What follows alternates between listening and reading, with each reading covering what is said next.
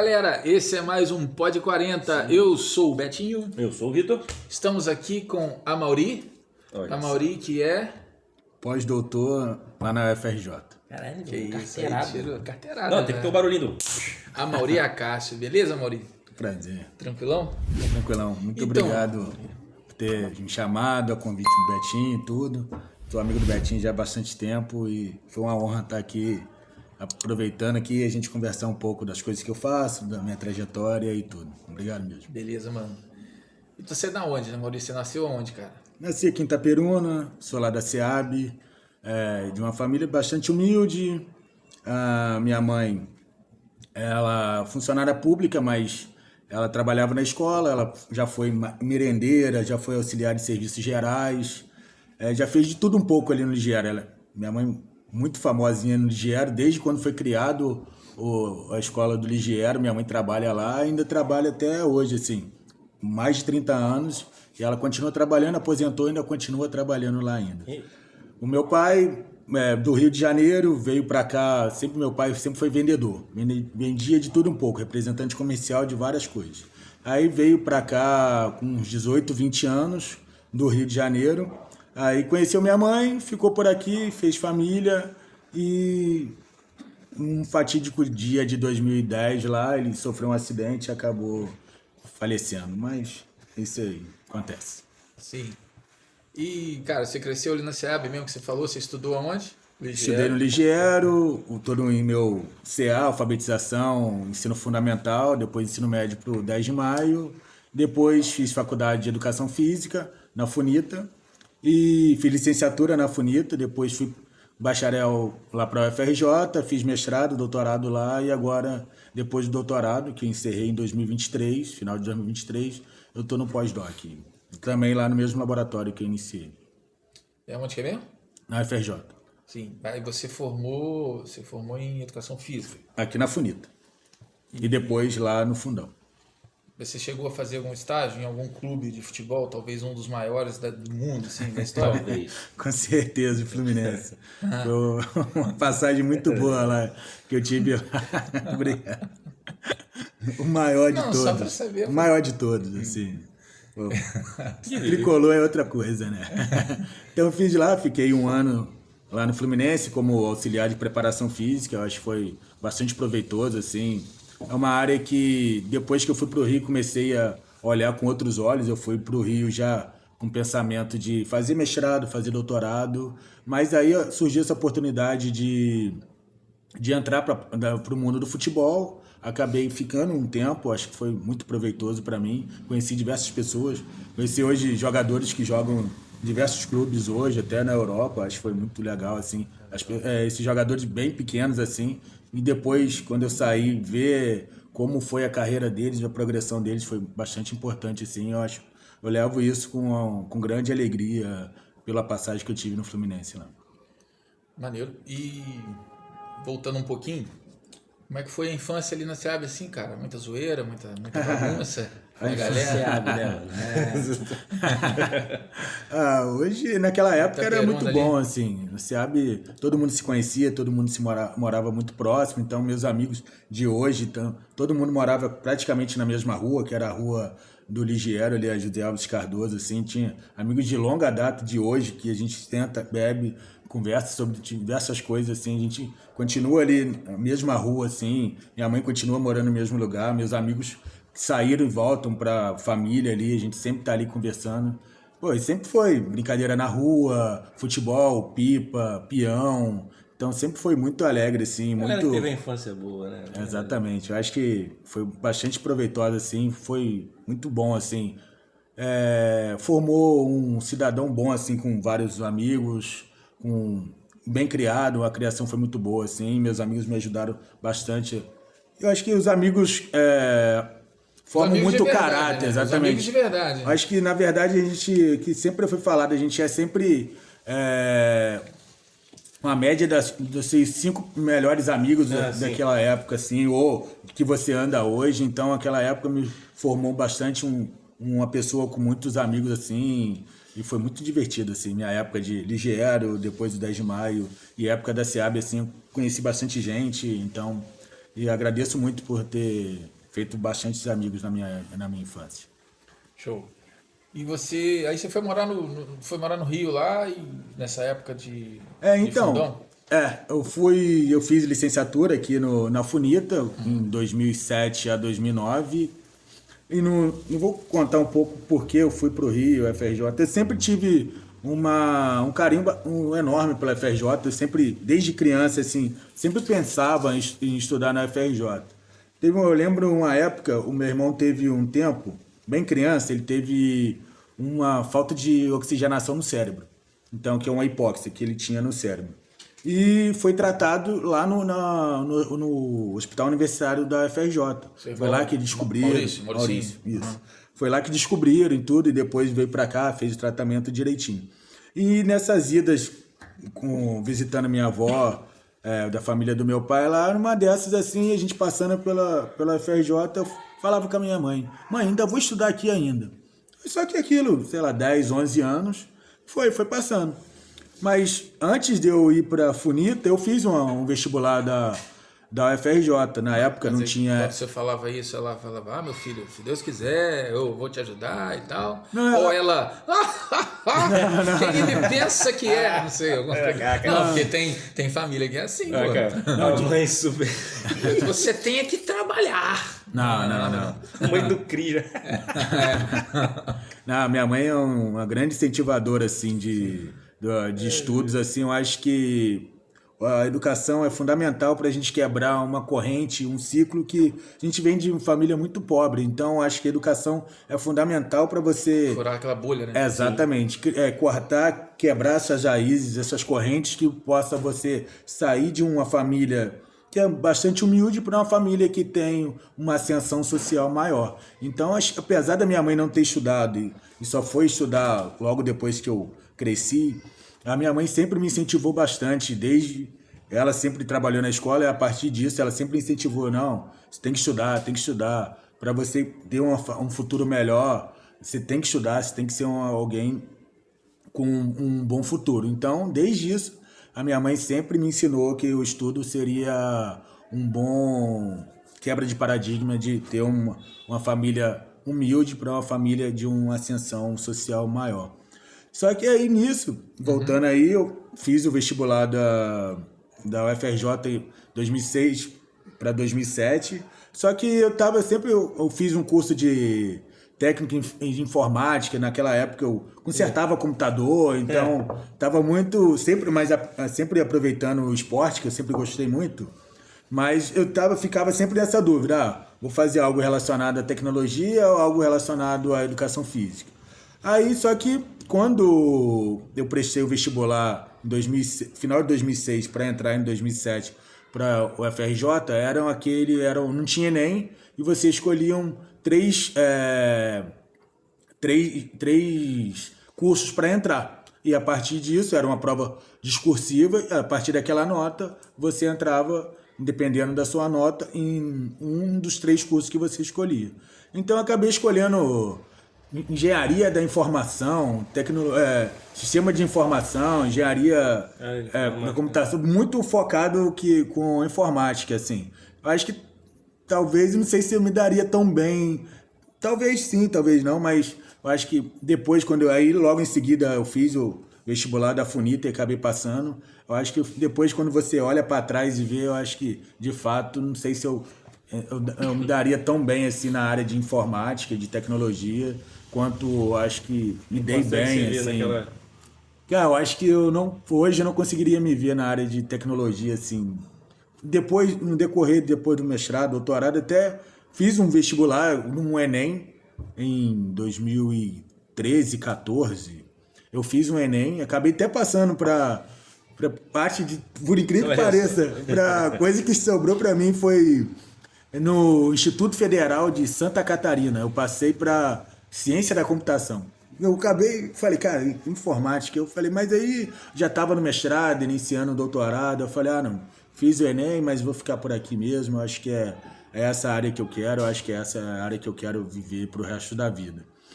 Aí, voltando, então, eu fiz a FUNITA Aí não passei, acabei não passando, tinha umas notas de corte bastante altas. Eu acho que se eu tivesse feito para educação física na época da FRJ, eu teria passado. Mas acabou que eu entrei para a FUNITA, eu acho que foi muito bom, assim, isso carregou todo um histórico até eu chegar agora no pós-doutorado. Aí no decorrer da FUNITA, eu me deparei com diversos professores, professores do Rio, daqui, e num determinado curso, numa disciplina que era alguma coisa de licenciatura para dar aula, eu comecei a me deparar assim que eu acho que seria interessante eu ir fazer um mestrado e doutorado para melhorar um pouco da visão das pessoas que têm da educação física. Apesar da educação física, todo mundo ainda tem aquela visão, é só jogar bola, é só dar bola na aula de educação física, você fica tomando seu café, lê seu jornal e as crianças estão lá. Então, eu fiquei me deparando com isso, assim. Uma mentalidade muito errada. Não, de fato. Eu fiquei me deparando e falei, não, tem que tentar melhorar um pouco isso. Acho que eu vou fazer um mestrado e doutorado para dar aula na universidade e tentar melhorar um pouco essa visão da educação física que o pessoal tem, que é só dar bola, vôlei para as meninas, futebol para os meninos, e você sentar lá para ler seu jornal e beber seu café, assim, sem se preocupar com nada. Então, a partir disso, eu comecei a cogitar, não, tem que fazer um mestrado e doutorado. E nisso, quase no final do curso daqui da FUNITA, eu tive um professor, foi o Cícero Freitas. Ele jogava bola aqui no Itaperuna e tudo, ele é bastante conhecido depois, hoje é bastante conhecido na área de... Cícero, pô, irmão da Carol. Isso, exatamente, irmão da Carol, morava lá no aeroporto. No aeroporto, em frente ao bombeiro. Sim. Então ele me deu aula de bioquímica. Ele era formado em educação física, em fisioterapia, e ele estava lá prestes a entrar para o mestrado na FRJ. Aí ele gostou muito de mim, falou que você é um aluno dedicado, acho que você tem tudo a ver com a matéria de bioquímica, eu acho que você deveria ir tentar na FRJ. Aí reacendeu tudo aquilo que até então eu não tinha... Estava na FUNITA, tinha esquecido um pouco aquilo da UFRJ e aquilo me reacendeu. Falei, vou ver o que eu faço para tentar a UFRJ de novo. Aí acabou a minha licenciatura aqui na FUNITA, isso em dezembro de 2009. Logo em seguida, eu, por acaso, fui entrar no site da FRJ para ver o que poderia ter, alguma coisa, e me deparei com transferência externa, que é o módulo que tem para entrar na FRJ em pessoas que têm, tipo, licenciatura para bacharelado, curso de bacharelado para licenciatura, que teria, tipo, 70%, 80% do curso já, e então isso não precisaria fazer outro vestibular. Você já entraria a partir de transferência externa. Sim. Então, eram pessoas de fora da FRJ, no meu caso, o FUNITA, poderia ser o UF, o ENF, o UNIG, Redentor, que poderia entrar e tentar. Sou formado em algum curso e eu tenho 80%, 75% de um curso que é bem relacionado, bem... Como se você estivesse eliminando algumas matérias. Isso, exatamente. Que poderia fazer em pouco tempo. Então, cara, foi muita sorte. Eu acho que quando Deus escreve por linhas tortas, é exatamente isso. Eu vou entrar nisso. Mas aí, quando tem que ser, é pra si mesmo. Entendi, então, eu prefiro essa frase. Mas tudo bem, tudo bem. Vai lá. Mas aí ele também prefere, mas ele não pode falar. Que isso, né? Ele não pode falar. Como é que não pode, cara? Tem uma criação católica, tem que falar isso, pô. Perdão. Vai lá. Aí, então, eu falei, caramba, isso já tá bem, era a semana de inscrição para essa transferência externa e 2 semanas depois era para fazer a prova, assim, era final de dezembro, meados de dezembro, e era início de janeiro eu ia lá fazer uma prova. Aí eu e um amigo meu aqui da FUNITA também, o Lívio, a gente acabou indo pro Rio, foi fazer lá, fizemos inscrição rapidamente, aí fizemos 2, 3 semanas depois, estava lá fazendo a prova, 1 mês depois já estava se mudando pro Rio de Janeiro, foi muito rápido assim, janeiro estava lá fazendo prova, fevereiro... E que idade você tinha nesse período? Tava para 2010 isso, eu tinha 20 para 21 anos, assim.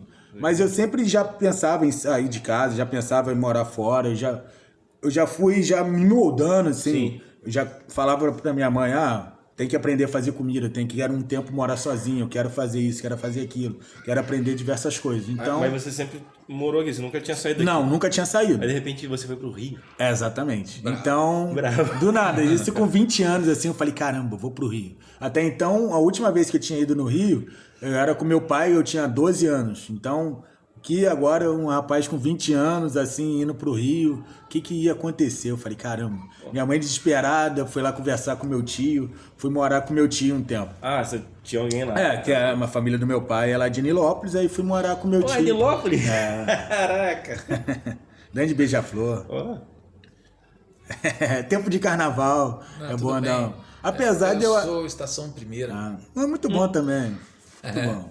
Mas ainda apesar de eu achar que a Imperatriz tá entre a Imperatriz e a Aí a Viradouro hoje. Beija-Flor Mas... tem com o Fluminense ali, existe uma simpatia, mas tudo Não, bem. tudo mano. bem, mas mesmo gostando muito da Beija-Flor, eu acho que ela deve ir para as campeãs, mas a campeã de fato, eu acho que eu fui no Sambódromo semana passada no ensaio. O que a Imperatriz e a Viradouro fizeram assim no Sambódromo, nos ensaios, é uma coisa de louco assim. Eu acho que tem tudo para elas serem brigando ali para serem. Negócio que a gente campeãs. sempre acha alguma coisa assim, mas os caras lá, né? Os críticos, que sim. são os jurados, eles sempre veem coisas Ah. assim. Que, Não, um detalhe assim, um traço por exemplo, a absurdo. Beija-Flor já teve vezes do carro alegórico esbarrar nos outros, machucar, e mesmo assim eles ganham 10 em evolução. Eu fico transtornado com Vocês aquilo. percebem essas coisas assim? Toda vez que eu vejo carnaval, alguma coisa ligada a isso, eu só consigo Para, prestar cara, atenção vai. nas mesmas coisas. Ah, eu imagino. O quê? Vamos ver. Você está objetificando as mulheres mais uma vez aqui no programa, né, Não, Vitor? de forma alguma. O cara nunca fez isso. Nunca fiz isso, pô. Eu acho engraçado quando você vê assim, tá a escola entrando e tal, não sei o que, aquela coisa, e tá os críticos falando alguma coisa. E geralmente é Sandra de Sá, eu percebo falando alguma coisa, assim, reconhecendo as tias, fulana de tal, merendeira, não sei de onde, ah lá, ciclana, pô, da faxina, não sei o que A lá. porteira do Enem. É tipo isso. Ela vai identificando a mulher. Caraca, assim, eu fiquei sem entender, viu? E a gente vê que o cara acompanha mesmo quando a gente lembra que a Sandra de Sá nunca comentou o carnaval. Tô brincando, pô, não sei. Caraca, eu tenho Eu acho certeza que que era ela. não é essa de Sal, acho que é a Leci Brandão. Ah, eu acho que era ela, então. É Leci verdade. Brandão. Olha só, conhecedor do brasileiro. É porque quem avisa é o Zé do Caroço. Eu não faço ideia disso. Não. É isso, cara. Eu não sei, velho. Eu não conheço essas paradas. É uma música, um samba muito famoso da Leci Brandão. Caraca, é um samba, né? Eu, cara, todo de preto o tempo todo. Tô zoando. Então, Aqui, você dá pra ver que o cara veio da... Ele saiu da SEAB, ele foi pro Rio. O cara, hoje em dia, o cara debate carnaval. Ele é mais carioca do que eu. Não, mas você é de Itaboraí. Não, peraí. Peraí, cara. Não, mas eu gosto de carnaval. Assim, eu aprendi a gostar muito mais. Assim, eu gostava. Aqui em Itaperuna acompanhava vários desfiles. Meu pai comprava CD das escolas de realmente samba, era assim. cultural de vocês. Tipo, meu pai foi muito criado, sempre foi pra quadra da Beija-Flor, então tinha... De Nilópolis. Então, Faz sentido. meus avós iam pra quadra, conhecia o Anísio, conhecia mais Quem é gente. Anísio? Não, pô. Pergunta essa daí. Quem é Anísio? O presidente de honra da Beija-Flor. Mas ele faz o quê? Fazia o quê da vida? É o que do Fluminense, esse cara? Não, Anísio é um famoso bicheiro lá da Baixada. Desculpa, Nils. Gente boa para caramba. Não sei quem é você não. Enfim, a gente estava onde quando É. você foi pro carnaval? Não, você foi em Nilópolis lá. Eu acho que nem eu me lembro agora onde a gente parou. Não sei se foi pro carnaval, não. Que a gente Cadê deu uma as volta. técnicas? Não, olha só, você estava nossas falando técnicas. de... quando você foi eu pro Rio, eu perguntei que idade você tinha. Ah, sim, perfeito. Aí, a partir disso, eu falei, caramba, não conheço nada do Rio. A última vez foi 11, 12 anos. Aí, fui morar com meu tio em Nilópolis, também, família do meu pai toda de Nilópolis. Aí, tudo bem, ó, fiquei lá. Aí, só que Nilópolis pro Fundão é uma distância Considerável. grande, e sem falar do trânsito. Então, eu... Acordava 3 da manhã. tipo, até que eu estudava no início, eu estudava à tarde. O curso era diurno, meio para noturno, assim. Mas aí tinha aula geralmente de 1 às 5, 7 da noite, assim. E geralmente eu ficava no fundão, jogando alguma coisa, porque saí 6 e pouca, 7 da noite da FRJ, ainda pegava Brasil todo, era um trânsito absurdo. Então saía lá por umas 8 horas, chegava no meu tio umas 10, e era tipo tomar banho, jantar e dormir, assim. Então fiquei assim 3 meses, assim, absurdo. Aí saía de casa... eu chegava lá 1 hora, saía de casa umas 11, às vezes pegava o metrô, às vezes pegava uns ônibus que demorava umas 2 horas para chegar, assim, parando em tudo em que é lugar. Mas até que um dos professores que me deu aula aqui na Funita, ele tinha uma academia na Ilha do Governador, que é bem encostado à FRJ. Aí numa dessa, eu tava no fundão, ele treinava natação lá, encontrei com ele, eu falei, professor, não sei o quê, pô, vim pro Rio, tô aqui na FRJ, precisava de um emprego. Tem um emprego para me arrumar lá na academia, não sei o quê. Eu falei, era na academia R2, era o Ricardo.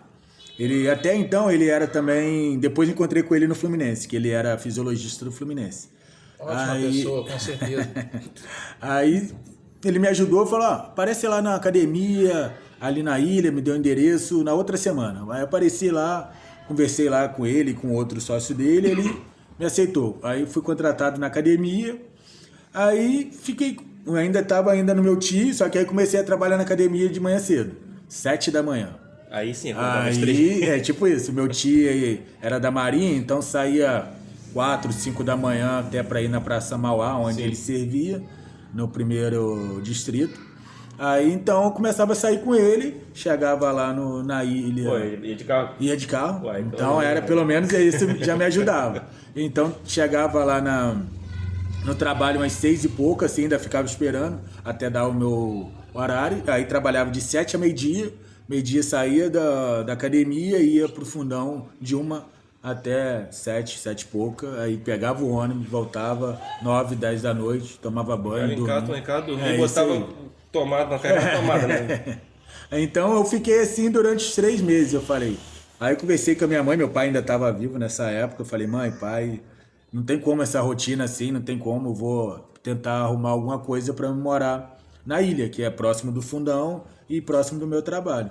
Aí arrumei uma república, conheci uma senhora ali, mexendo no Facebook na época, onde tinha uns anúncios, algumas coisas assim.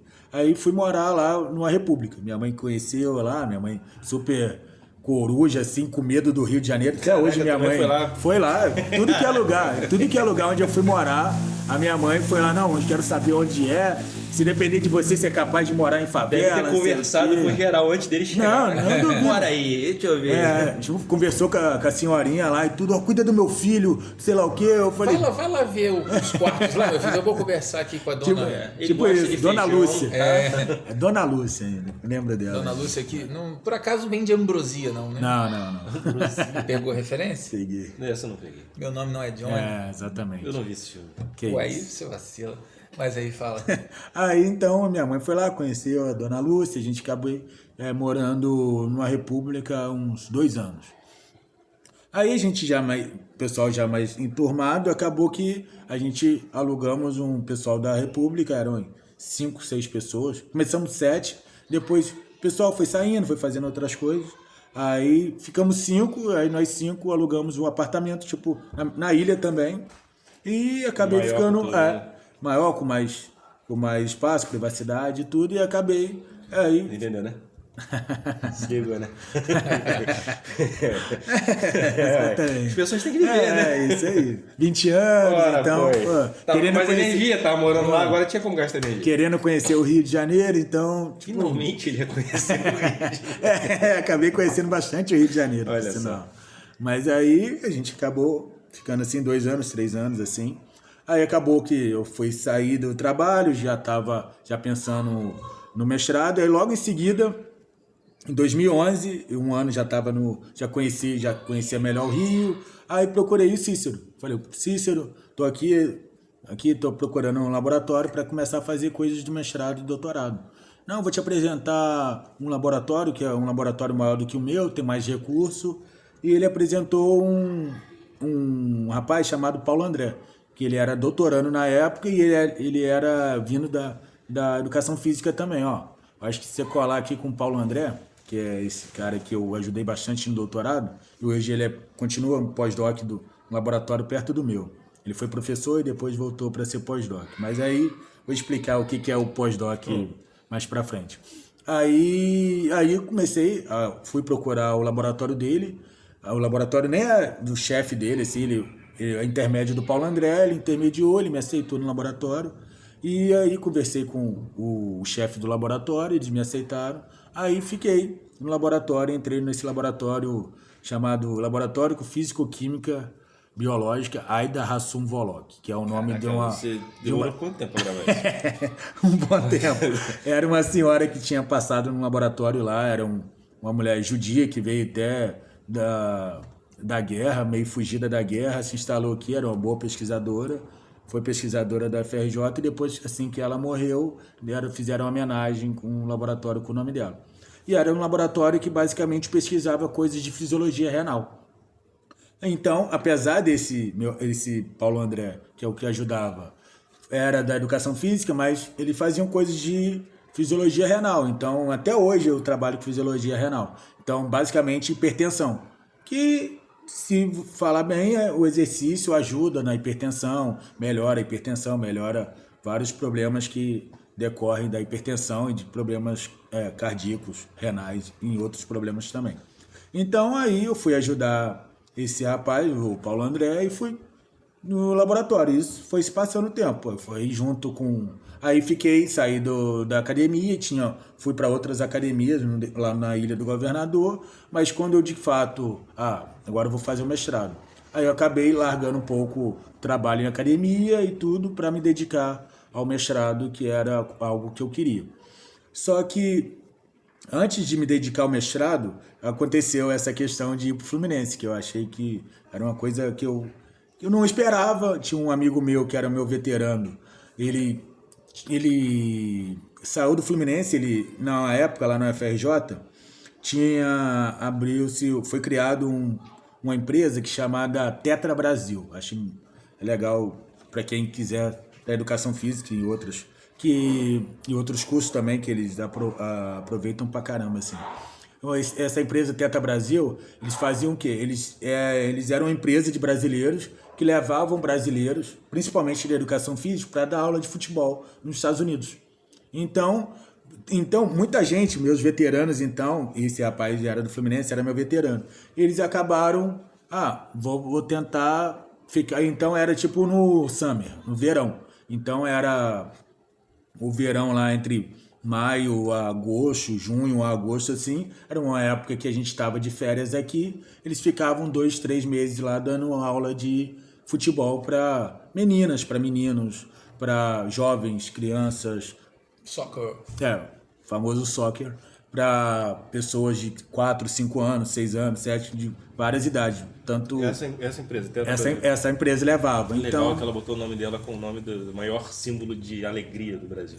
É o tetra. Porque o Brasil pode ser muito além de tetra, mas o tetra é o supra-sumo da alegria do Brasil. Verdade. E eu tô fazendo tetra, assim, esfregando na cara. Eu tô fazendo essa propaganda da Tetra Brasil, mas tem hoje mas até Hexa Brasil, sei lá. Mas hoje tem outras empresas também que levam. Você tá falando por causa dos campeonatos, das copas? Sim. Já é penta, né? Que bom, cara. Mas hoje tem outras empresas que também levam outros estudantes, não só a Tetra Brasil, mas a Tetra Brasil participou um pouco porque a partir disso, esse meu amigo saiu do Fluminense e ele falou, mano, preciso de alguém que me substitua no Fluminense na preparação física, como era estágio e tudo. Aí ele conversou lá com o pessoal do Fluminense e eu entrei no Fluminense lá em 2013 para 2014, isso daí. Fiquei esse um ano, 2013 todo, iníciozinho de 2014 eu saí, que já foi de fato para entrar no mestrado. Aí foi como eu falei, que sonho, ser tricolor, tá lá no Fluminense, trabalhar no Fluminense. Coração, né? Exatamente, aí ia pra Xerém. E era também aquilo. Caraca, cara, suado, assim. E é tipo assim, de manhã cedo já não trabalhava mais na academia, então saí da academia pra ir pro Fluminense. E tipo, E o Fluminense tinha um ônibus que passava na Brasil que ia de graça até a Xerém. Então, Pô, no Brasil, você, de manhã cedo, você ouviu muito aquele galera gritando, tipo assim, no início da manhã, galera da noitada tá andando na rua ainda. sim. Aí você ouve no Rio, pelas esquinas, pelos cantos da rua, você ouve aquele cara gritando, rabo de galo, olha o rabo de galo. Mas aí, então, eu tinha que acordar cedo e tinha que estar na Brasil, sei lá, 7 da manhã, que o treino começava às 8 em Xerém. E o pior, a gente não ganhava nada, né? Mas eu tava super feliz. Não, tô no Fluminense, clube da minha vida, assim. Quem sabe daqui eu posso pensar em outras coisas, galgar aqui. Então, só que é aquilo. Se você às vezes perdia seu horário, você tinha que pagar com seu dinheiro, pegar o transporte público, pagava e ia até Xerém. E era longe. Então, várias vezes, assim, se eu chegasse atrasado, se o ônibus passasse, se eu não pegasse, eu tinha que pagar com o meu dinheiro para ir para Xerém. Então, diversas vezes, eu pagava para lá estagiar. Nossa. Então, aí depois, aí já estava quase formando, aí teve essa questão de, e aí, será que eles vão me aproveitar? Não sei, fiquei naquela... E eu me dedicava, chegava em casa, fazia treinamento, o pessoal me dava uns espaços, sempre tinha... O pessoal chamava de imersão. Tinha times que vinham, principalmente dos Estados Unidos, Austrália, vinha para conhecer como é que é a estrutura de futebol, de base aqui, e sempre vinha para o Fluminense. Claro, deveria também ir para outros times, mas como eu estava lá no Fluminense, eu sabia que tinha... E ele sempre dava abertura, e sempre buscava estagiários, treinava os times da Austrália, dos Estados Unidos que vinham. Aí eu preparava... esquema tático, fazia treinamento, como fazer assim... Porra, quer dizer que você ajudava a seleção, tipo assim, brocava o cara do sacanagem. Não, então, tipo, eu me dedicava pra caramba, assim, eu falei, não, podem me aproveitar, assim, eu vou me dedicar pra caramba, assim. Não só aquele estágiozinho de aquecimento, não, mas como tinha essas imersões, então sempre dava, treina assim, faz assim, assado, o passe aqui, o passe acolá, aquele famoso tic-tac hoje que tem do Guardiola, isso já era... Esse aí já tá ultrapassado. Hoje em dia é o quê? Hoje é dinizismo. Mas ele vai ensinar pros caras que vão jogar contra o Brasil, ele vai ensinar uma coisa que o Brasil já entendi. Entendeu? Por isso que eu falei, ele vai ajudar a seleção. Né? O dinizismo, vamos lá, que o Diniz ainda... Calma, cara. Nosso professor Pardal aí, cara. Peraí, cara. Não, peraí. Vai ter problema aqui, Eu tô rindo sem saber que eu tô rindo. Mas deixa ele quietinho lá, deixa ele melhorar um pouquinho, depois volta. Não, ele vai voltar. Depois, deixa ele um pouquinho ainda. Peraí, cara, tá me irritando, hein? Vou te fazer uma pergunta rápida sobre esse período do Fluminense, assim, duas. Quem que você pegou, assim, em Xerém, que cresceu, você esperava mesmo, assim, e de repente não vingou? E quem que você já não esperava tanto e de repente estourou, se é que teve? Pessoas que quebraram a expectativa dele. Tanto positiva quanto negativamente, né? Eu acho negativo é meio complicado porque como eram crianças de 13, 14 anos naquela época, é muito difícil ainda achar que... Não é você achar, mas poderia não vingar. Mas de repente se surpreendeu, assim, ele apareceu no profissional e jogando muito. Eu acho que o Caio Alexandre, hoje do Bahia, mas ele era muito dedicado. Ele não era... Hoje ele joga super bem, ele tem uma visão, um passe muito bom, como cabeça de área. Ele já era assim, mas não era aquele craque. Mas ele era sempre muito bom, sempre pegava a bola, fazia o que o técnico pedia, lançava a bola, aquele cara esforçado. E, cara, ele era aquilo, ele era muito dedicado, eu preciso... melhorar a vida dos meus pais, eu vou ganhar, era muito focado. O pessoal, mesmo com 13, 14 anos, e depois a gente via histórias de pessoal do juvenil com 15, 16, bebendo já desde cedo, o uso de drogas, entorpecente, ia pra baile funk. Deixa eu levar, né? Então, você via que a pessoa tava ali no Fluminense, mas não tinha cabeça para ficar. E muitos, assim, aconteceram isso. E o Caio Alexandre não, o Caio Alexandre é um cara que eu nem sei hoje se ele bebe, se não bebe, mas ele não saía, ele era um cara muito focado, concentrava, tem que fazer um jogo bom, não sei o quê. Depois, quando ele saiu do Fluminense, ele foi aproveitado no Botafogo, aí depois do Botafogo ele foi pro para os Estados Unidos e agora voltou para Fortaleza e agora no Bahia, agora ele está jogando. Agora o Bahia passou para segunda fase da Libertadores, assim. Eu acompanho um pouco a carreira do Caio Alexandre, eu acho isso muito bom. Ele é um garoto que merece todas as glórias. Uma assim, pergunta futebol. do ignorante de futebol, que sou eu. Esse rapaz está dizendo aí, hoje em dia ele é o que? Ele é cabeça de área? Cabeça de área do Bahia, titular. Então ele tem uma meio de visibilidade. campo defensivo. Só para entender o que ele faz, né? E você não esperava muito isso, né? Porque tipo, não é que você achava que não ia. Mas ele era muito dentro daquela normalidade, assim, nada que... Ele não era um fenômeno. Exatamente. Sim. Mas o que já não aconteceu com o que eu já esperava, que era que foi nosso atacante, o que estava no Porto, Evanilson. Evagol. Caraca, Você que não esperava? Não, pelo contrário, ele já, desde o início, ele já sabia que ia ser. Já tinha aquele, assim, era um cara diferenciado no grupo do Fluminense. E mesmo assim... Evanilson. Ele foi pra seleção recentemente, assim. Pô, Evanilson aí virou Evagol? Porque... Podia ser Golson. Melhor. É verdade. Evagol. Sacanagem, pô. Evanilson, ele desde o início, assim, quando ele chegou nessa época, eu cheguei também, e a gente já via que ele era uma pessoa diferenciada jogando bola. Então, a gente sabia, cara, esse Evanilson acho que vai vingar, Evanilson vai vingar. E não deu outra, assim, quando ele subiu, ele teve uns 2 lances, assim, que ele ajudou contra o Corinthians, fez uns 2 gols. Ali, exatamente, ele entrou ali, que o Fluminense já estava usando alguns garotos, era um ano meio perdido do Fluminense, aí ele fez uns 2 gols contra o Corinthians, o Fluminense ganhou o jogo, era a última rodada, se não me engano. Já tinha? Era final de campeonato. Era final de campeonato, mas aí ele assim. Entrou já no outro ano já. E no outro ano ele já arrebentou, já esperava mais coisas dele. E pouco tempo depois ele foi vendido pro Porto. Aí ele foi vendido pro Porto e no Porto agora, acho que ele saiu do Porto, eu não tô me lembrando agora onde ele tá, mas ele foi chamado pra seleção brasileira também, agora profissional. Então ele ficou no banco ainda, garoto novo, ele naquela época era 99, o ano que ele nasceu, assim. Era a época que eu era o técnico, era a idade que eu dava os treinos. Então, 99, hoje ele tem 25 para 26 anos. Ele é muito novo ainda, mas eu acredito que ele ainda tenha um pouco de chance ainda na seleção ainda futura. Ainda. Também acho. Virou cavaleiro de ouro. E aí, a gente estava falando, eu te cortei para perguntar isso. Questão das pesquisas, cara, como é que foi? Isso é muito bom. Aqui a gente fez uma nossa, a gente tá pegando toda a minha trajetória e tudo, mas escolas de samba, futebol, apartamentos mais espaçosos, precisamos de mais privacidade. Também temos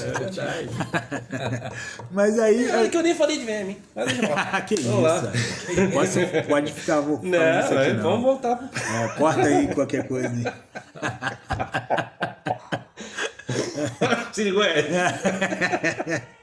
Mas aí, assim, permaneci nesse laboratório, então, de fisiologia renal, e nele eu tô até agora no pós-doc. Fiz o mestrado, fiz o meu doutorado nele, acabei meu doutorado e estou agora há um ano, terminei o doutorado em novembro de 2023, estou há um ano e pouquinho aí, 1 ano e 3, 4, 5 meses aí como pós-doc, assim, que é o pós-doutor que eu sou hoje. Mas, falando que é o... Comecei como pós-doc. O que é o pós-doutorado? Eu acho que a gente no Brasil ainda não tem uma profissão de pesquisador cientista. Então, não tem de fato, eu sou cientista não e eu tem tenho... no Brasil? E eu tenho uma carteira assinada e uma profissão cientista. Isso não existe no Brasil. Então, as pessoas fazem pesquisas e ganham bolsas, que é para ela manter sobreviver. Exatamente. Deixa eu te falar uma coisa. Então, de fato, isso eu acho que já foi tramitado várias vezes a questão de criar uma profissão de cientista no Brasil, mas como o nosso parlamento aí, nossos parlamentares só julgam o que se acha necessário, e isso para eles não é tão necessário assim ser julgado, ser votado para de fato ter uma profissão cientista, uma profissão pesquisador de fato. Para que cientista você pode contratar de fora, né? Então, Protegendo o Elon Musk. então aí eles acreditam, não sei, o Brasil ainda sempre não tem uma cultura tão boa de fomento à pesquisa, de incentivo à pesquisa assim. Então, a gente acaba fazendo pesquisa, fazendo mestrado, doutorado, e todos esses doutores, quando acabam o doutorado, eles precisam ser alocados em algum lugar. Aí então, e esses doutores, pesquisadores, têm que ser professores, porque como não tem a profissão de pesquisador, de cientista, eles são professores universitários, que é a partir disso que eles fazem a pesquisa dentro da universidade. Apesar de que nem todo pesquisador é um bom professor, às vezes ele só é um bom pesquisador. E essa que é uma coisa que se faz necessário saber, assim. Porque às vezes a pessoa sabe muita coisa, mas ele não tem muito o dom de ensinar. Sim. Então, como para ele pesquisar ele precisa ser professor, então fica naquela assim, achei que o cara é um ótimo pesquisador, renomado, mas como professor ele não é muito bom. A gente vê muito isso, né? As pessoas... eu digo muito professor assim, que o cara é inteligentíssimo, mas não tem didática para ensinar. De fato. Aí fica aquela coisa assim, todo aquele conhecimento preso naquele invólucro de pessoa, ele não consegue passar aquilo adiante. Porque fica enfadonho em aula pra caramba. Exatamente, isso eu acho que é muito ruim. Então, acho que hoje poderia separar, criar-se um pesquisador, que é só pesquisador, cientista, e outro que é só professor. Sim. Porque, eu quero ser professor universitário. Não, quero fazer pesquisa. Porque ainda, quando você passa para ser professor universitário, a universidade quase que te obriga a fazer pesquisa também. Então, você é professor aqui, tem que fazer alguma pesquisa. Então, meio que quase que te obriga a isso. Óbvio que não chega tanto, mas, eles te empurram a fazer algum tipo de pesquisa, assim.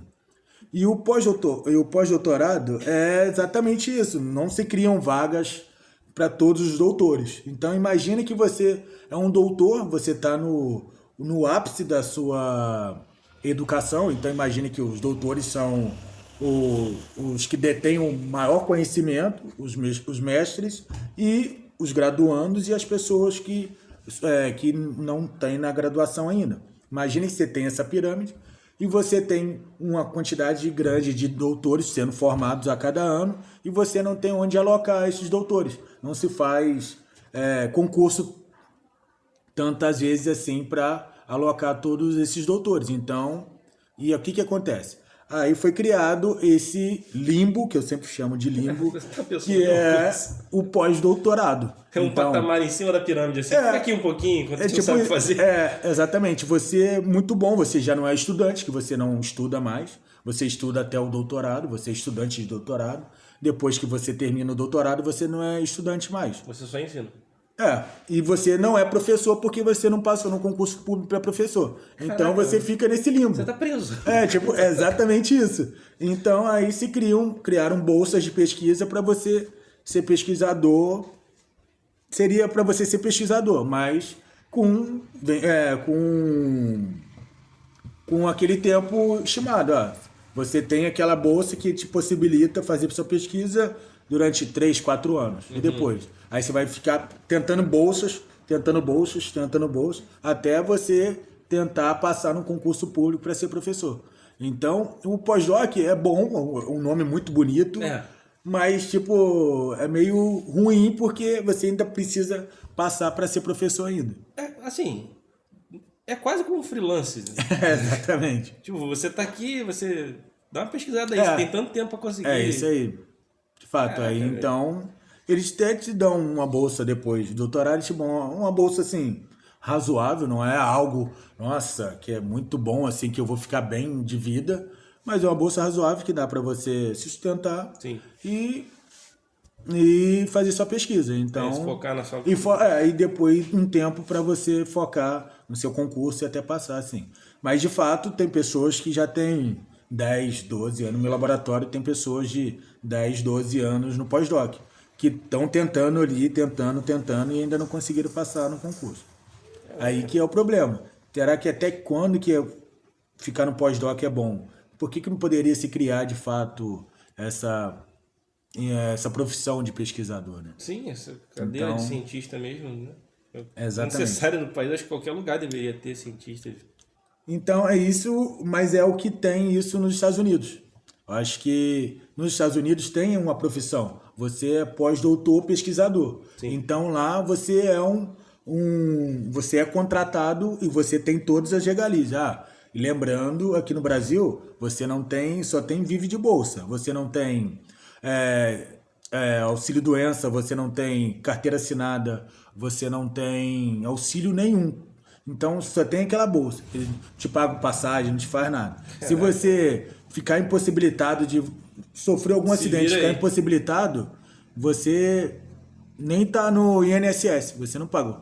Ou você paga por fora, ou você... É literalmente um freelancer.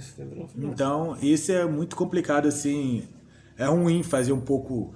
É bom ficar no Brasil e tudo, fazer pesquisa no Brasil, mas o governo, a pesquisa brasileira ainda não é tão levada a sério pelos nossos governantes, assim. Apesar disso, estudem, é bom. Não, de fato, tem que estudar, mas... Só que o pessoal acho que ainda não consegue entender que quando os Estados Unidos virou uma grande potência, isso se dá muito pelo aumento de avanço das pesquisas tecnológicas dos Estados Unidos. Então, para você querer virar uma potência, virar um país de primeiro mundo, você tem que passar, de fato, por um aumento de publicações, aumento de pesquisas, e isso parece que não é... Primeiramente, valorizar a educação, né? Sim. Exatamente. O cara tem que... É justamente o que você falou, o cara tem que ter o incentivo de ver que, pô, chegar lá na frente vai ser bom, eu vou ser recompensado, né? Isso Sim, aí. tá ligado? Porque isso que você falou, eu até brinquei aqui, falei, estude é bom e tal, mas é verdade, porque, assim, qual que é o incentivo da pessoa estudar? Porque a pessoa estuda, obviamente, porque ela quer conhecer mais das coisas, mas ela também quer viver, ela quer ter uma comodidade de vida e tal. Então, hoje em dia, você pensa assim, qual que é o incentivo do cara estudar pra caramba, pra chegar, tipo assim, como você falou, é um nome bonito pra caramba. Você chegar, imagina, você chega na balada, porra, você pode dar pra caralho. Mas é fogo, assim, caraca, velho. É complicado. Eu tô muito consternado com isso, cara. Então, acho que isso tinha que ser sempre falado. Olha, os Estados Unidos só é uma grande potência muito por causa do aumento de pesquisa, aumento de ciências que foram produzidas. Isso, se o Brasil quer ser uma grande potência, eu acho que ele tem tudo. O Brasil tem tudo para ser uma grande potência. Tem muitas coisas que o Brasil exporta e que poderia ser e é essencial para o mundo. Sim. Acho que o Brasil poderia aproveitar bastante, puxando um pouco sardinha para o meu lado. Se fosse a pesquisa fosse mais incentivada, poderia melhorar bastante o Brasil nesse patamar de desenvolvimento, sim. Exatamente. Fala um pouquinho, cara, daquele período de pandemia, época de vacina aí, que eu acho que você meio que... Olha aí. Você trabalhou ali, né? Trabalhei um pouco, assim, eu acho que nesse período foi um período... Não posso falar que é um período tendo uma referência ao iluminismo, que é a Idade das Trevas, depois veio o iluminismo. Eu poderia falar que essa época da pandemia foi um período das trevas, assim, guardadas as devidas proporções, né?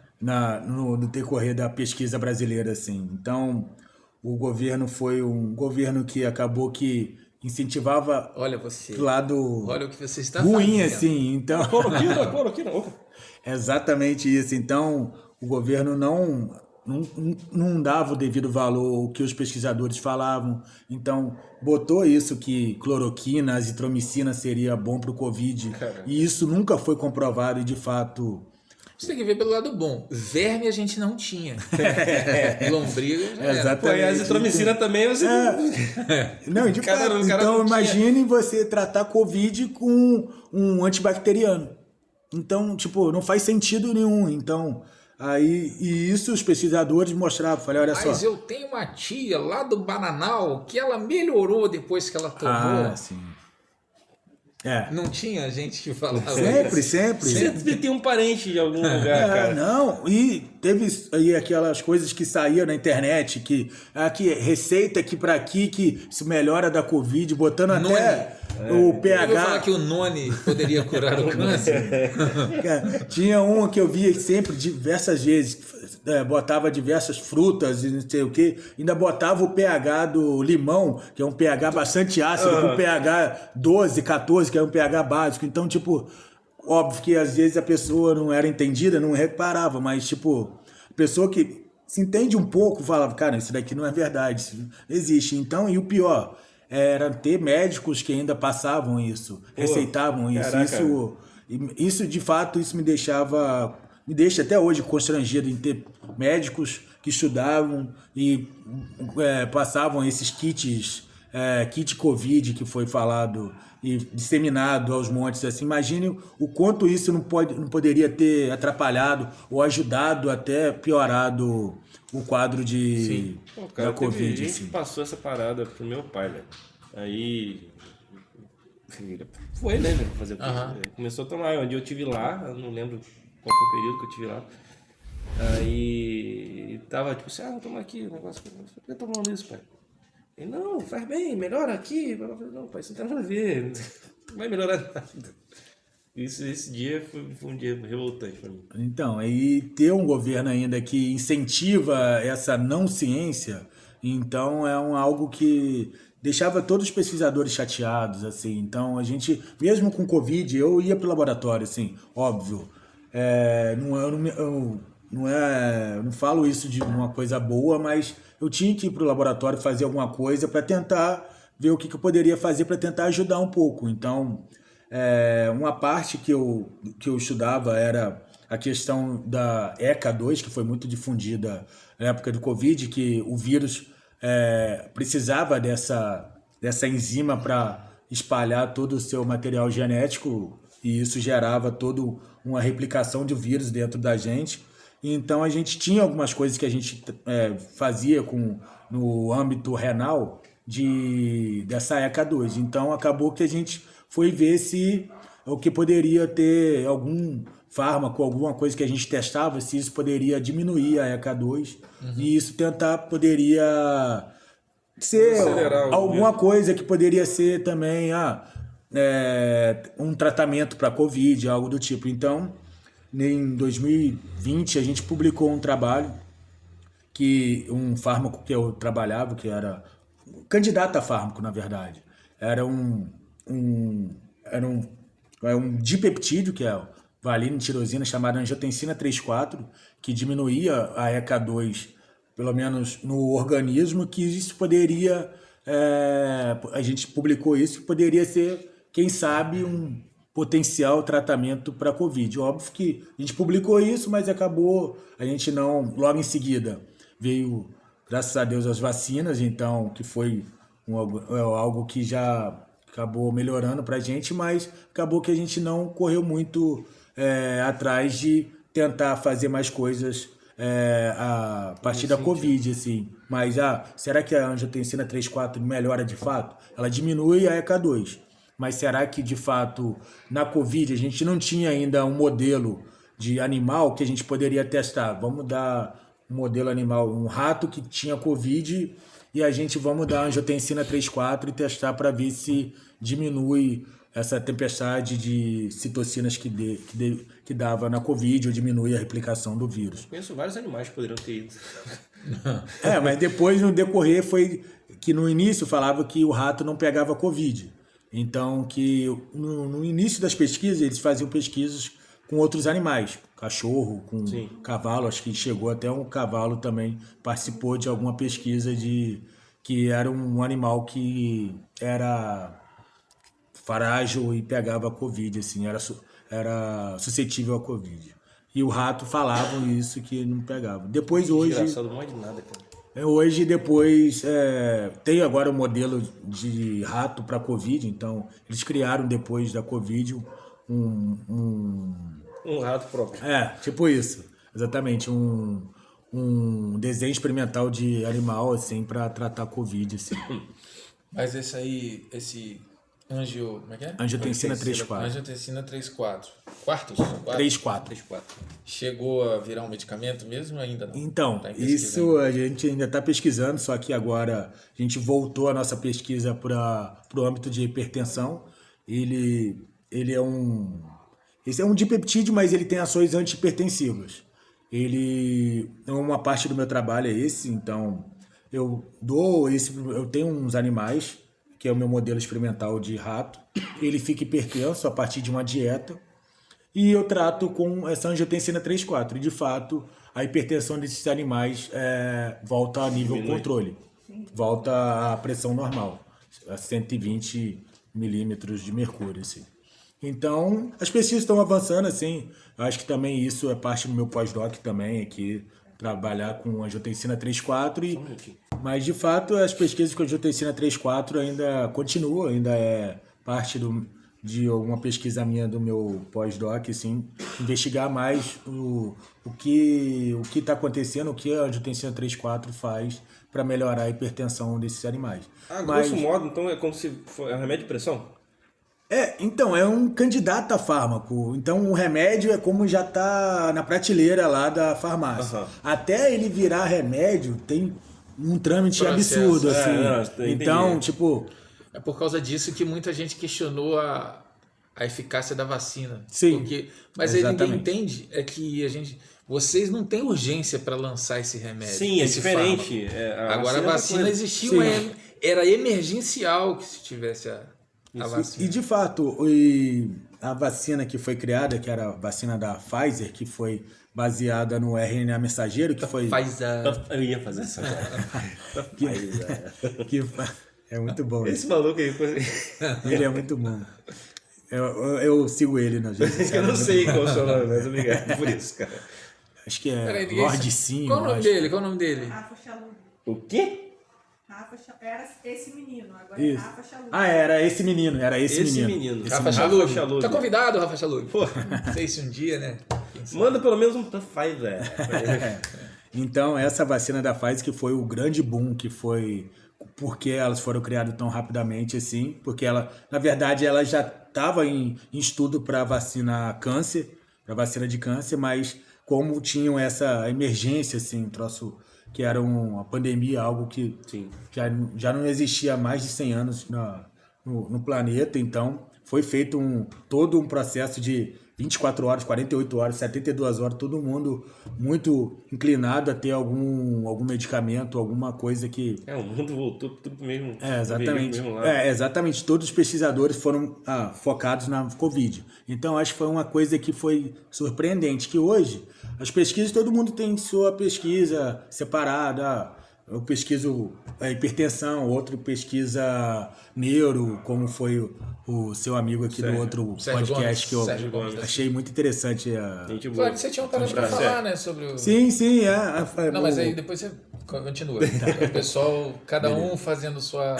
Olha aí. Então, mas aí nesse momento... E foi nesse momento, foi todo mundo focado na Covid. Todo mundo queria ter algo que poderia, algum imunizante que poderia acabar com a Covid, suprir a Covid. Então, foi utilizado, tinha esse imunizante que estava sendo testado para câncer, que até hoje ainda é testado para câncer ainda, mas que é baseado no RNA mensageiro. Lembrando que RNA mensageiro, lembrando as aulas de biologia, é aquela molécula que codifica para virar proteína. Então, o RNA mensageiro vai se ligar lá, vai ter um ribossomo que vai transformar aquele RNA mensageiro em uma proteína. Imagine que no da Covid foi o seguinte, a gente conhecia que é aquela proteína spike, que era muito conhecida. Olha aí. Desculpa, cara, vai. Era muito conhecida, que era decorrente do vírus, então... A gente conhecia, a gente sabe a sequência toda dessa proteína spike, o RNA mensageiro codifica essa proteína, e isso levava disso do organismo. E o organismo começava a estimular o sistema imune a proteger contra aquela proteína spike. Então a vacina codificava essa proteína, então o organismo já se defendia desse hospedeiro.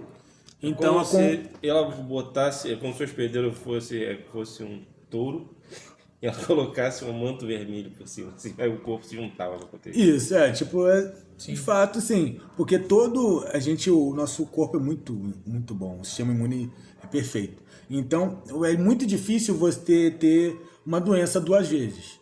Óbvio que tem mutações que você, tipo, dengue, cai agora em voga Sim. com vários casos de dengue. Então, você tem dengue 1, 2, 3 e 4. São 4 mutações da doença. Então, o seu organismo se acostuma com a primeira. Sim. Beleza, você não vai ter dengue 1 de novo. Não é, você não tem essa... Então, o seu sistema imune luta que, já tem naquela memória de que já tem aquele vírus ali, eu já sei como lutar contra aquele vírus. Então, você não tem dengue 1, você vai ter dengue 2, que é alguma mutação que aconteceu no vírus, que o seu sistema imune não consegue detectar, acha que é algo novo, e vai tentar detectar, mas até tentar detectar, você está inflamado, você está com dengue. Então foi o que aconteceu com a proteína spike, que é a proteína spike decorrente do vírus. Então o sistema imune, a vacina fazia o seguinte, tem uma proteína spike aqui, vou botar uma proteína spike aqui, o seu sistema imune vai lutar contra ele, e quando tiver o vírus, o seu sistema imune já sabe que... Tá ensinando ele Exatamente. Então, quando tiver o vírus, o seu sistema imune já vai saber lutar contra o vírus da Covid e você já não vai ter mais Covid. Ou se ter, vai ter muito fraquinha ou quase não vai perceber. Então, foi o que aconteceu. Essas vacinas da Pfizer que foram feitas de RNA mensageiro.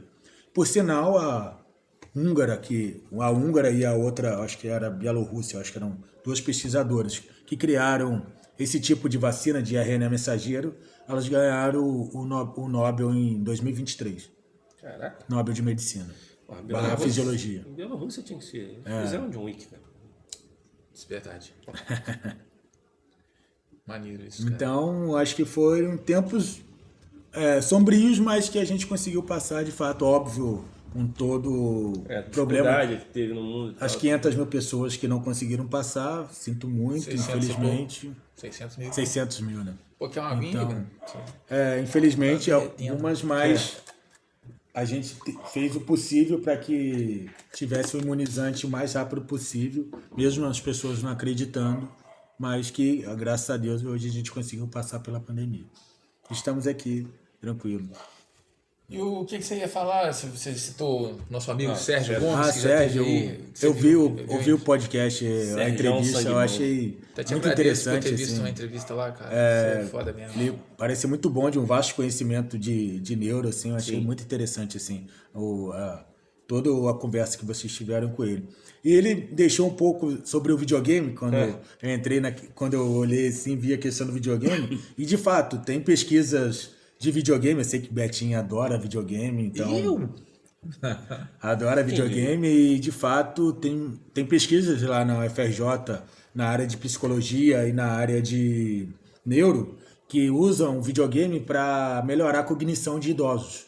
Não só cognição, memória, porque diversos videogames são feitos para você ter um treinamento de sua memória, jogos de estratégia, essas coisas de padrão das coisas. Lógica, então, né? Exatamente. E de fato, foram concluídas, claro, que o videogame, não em si, mas coisas interessantes, que o videogame poderia ter um potencial favorável para diminuir um pouco o Alzheimer nos idosos. Tipo, você vai sempre testar e tentar melhorar a sua cognição, isso vai dificultar você ter um pouco a perda da memória, a perda do seu raciocínio lógico, assim. E isso é necessário para tentar desvencilhar um pouco dessa doença que é o Alzheimer. Pô, botar minha mãe para jogar, né, cara? Ó, nós não teremos Alzheimer. Porque nós não teremos. Eu acho que de fato, uns 10, 15 anos aí, de fato, pode a galera que porra, do Atari pra frente, dificilmente. Minha mãe, às vezes, ela tem um dinheirinho dentro de casa, assim, aí ela, não sei se ela acha que eu vou mexer na carteira dela, porque eu nunca fiz isso. Porque a memória muscular está aí, não é? E aí ela pega assim e esconde em algum lugar no guarda-roupa. Aí depois não adianta, porque ela precisa da minha ajuda para Pra procurar. procurar. Sim. Ah, então você tá com esse dinheirinho aqui, né? Que eu acabo achando. Mas, assim, tudo bem ela esconder, só que eu quero que ela ache depois, entendeu? Senão você vai ter que ficar se embrenhando em Vou guarda-roupas. colocar ela pra jogar um Mortal Kombat. Algo que... Pô, cara, bota ela pra jogar um jogo. É, cara. Mega Mortal Man, sei Kombat. lá, alguma coisa assim.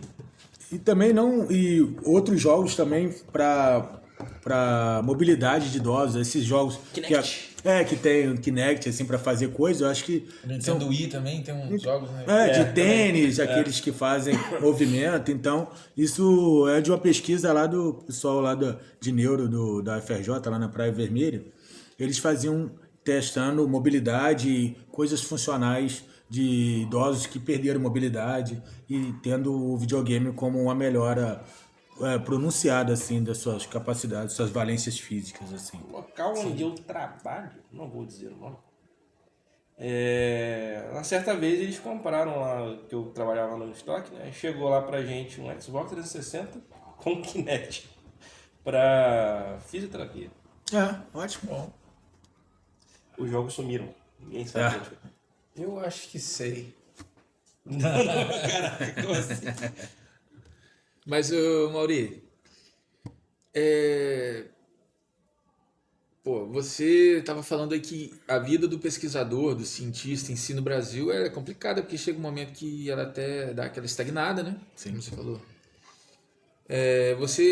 Quanto a isso, você tem uns projetos aí, né, cara? Você tá com Sim. coisas marcadas aí para esse ano. O Betinho já sabe, então, como um dos motivos de ter toda essa parte de o pós-doutor não é tão valorizado no Brasil, não ter essa questão, muitos doutores saem do Brasil, vão procurar coisas que tem, Estados Unidos, vaga, a Inglaterra, Sim. a Alemanha, que tem bastante vaga para pós-doutores. Então, o que foi chamado de fuga de cérebros, que acontece no Brasil. Então, diversos pesquisadores saem do Brasil e, de fato, não tem muito incentivo e nem muito fomento para a gente comprar coisas para fazer nossa pesquisa, e aí os pesquisadores vão para fora do país fazer suas pesquisas. E agora está acontecendo isso comigo. Então, eu fui chamado, coloquei um currículo para um laboratório nos Estados Unidos e eu fui aceito. Então, eu estou indo também para os Estados Unidos tentar, pelo menos, esse um ano, esse um ano, pelo menos a princípio um ano, ficar lá, fazer minha pesquisa lá nos Estados Unidos. Onde lá você vai? Eu vou pro Tennessee, Caraca, pra capital, pra Nashville, capital do country dos Estados Unidos. Nashville. O cara vai pro sul dos Estados Unidos, né? Boa sorte de uma vez aí. Né? Eu um pouco... Agora com um cara maravilhoso, como o Donald Trump lá. Procurar lá um redneck. Nosso amigo. I God then take my job. Mas, tipo, é algo que se faz necessário, assim. Eu acho que todo pesquisador, também até quando pessoas fazem concurso para professor universitário, é uma pergunta muito fácil de saber nos processos do concurso, se você fez pós-doc fora, se você não fez. É muito decorrente acontecer isso. Você pode ir, não gostar e voltar, tudo bem, mas que você tenha ido e demonstra que a sua pesquisa, e você é um bom pesquisador que foi contratado por alguém lá fora. Demonstra que você está correndo atrás. Sim, sim. Então, eu até penso em passar para ser professor da UFRJ, eu acho que seria depois de ir para lá? E ganhar em dólar? Mas então, a princípio sim, mas nada... Você pensa em voltar e fazer o quê? Ser professor da UFRJ e fazer pesquisa. Não, mas tem mais alguma coisa que eu acho que você tem que voltar, né, cara? Fluminense? Peraí que eu tô botando ele na sinuca. Eu sei. Casar, né? Não sei. Era isso? Não sei. É isso. Acho que... Não, tem. Minha namorada depois vai comigo. Agatha, te amo. Beijo. Cara, beijou ali. Rivaldo. Ed, corta aquela parte do Rio. Falou. Então, ela vai depois, assim. A princípio eu Maneiro. vou. Mas aí depois ela vai comigo. A gente vai casar em algum momento. Mas a princípio, a minha ideia é ir, quem sabe, voltar. Mas do jeito que tiver lá, as coisas foram fluindo, eu fico por lá e vou fazer pesquisa por lá. Então, eu sou de um pouco de deixar a minha vida me levar, assim, tipo, com algum fundamento, óbvio, mas, pô, se as pessoas quiserem, gostarem do meu rendimento lá, eu vou ficando. A faculdade do Tennessee é uma... Vanderbilt o nome da universidade. Vanderbilt University. E eu vou pro Medical Center, que é um hospital. É uma coisa que... Rapidinho, só te cortando um pouco, Betinho. Só te cortando, eu acho que é uma coisa que falta muito aqui no Brasil, assim. Hospitais que, além de atender as pessoas, fazerem pesquisas também.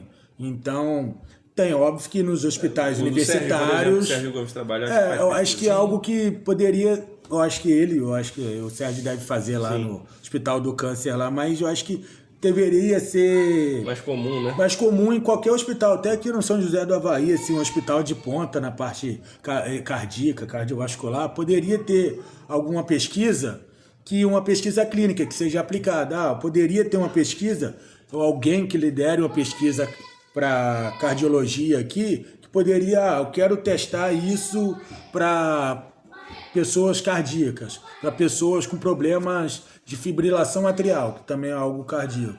Então, poderia ter uma pesquisa para isso. Eu quero testar um fármaco. Eu quero pegar pessoas que têm fibrilação atrial, pessoas que são hipertensas, pessoas que têm cardiomegalia, que têm problemas cardíacos, e testar um fármaco, testar um novo jeito de... Uma nova abordagem. De fazer uma operação. Então, ter coisas aqui, eu acho que isso seria interessante e seria algo que eu sonho, assim, de ter hospitais que poderiam fazer pesquisas que abordam também, não só hospitais universitários, hospitais particulares, que poderiam fazer pesquisas que poderiam suscitar, assim, medicações, abordagens terapêuticas para melhorar a qualidade de vida das pessoas, assim. Eu acho que, apesar de eu estar indo para os Estados Unidos, eu acho que eu gostaria de fazer algo pela ciência brasileira, assim. Deixar alguma marca. Eu acho que poderia vir aqui e abrir portas. Eu acho que a minha ideia também, como abriram portas para mim, abrir portas para outras pessoas.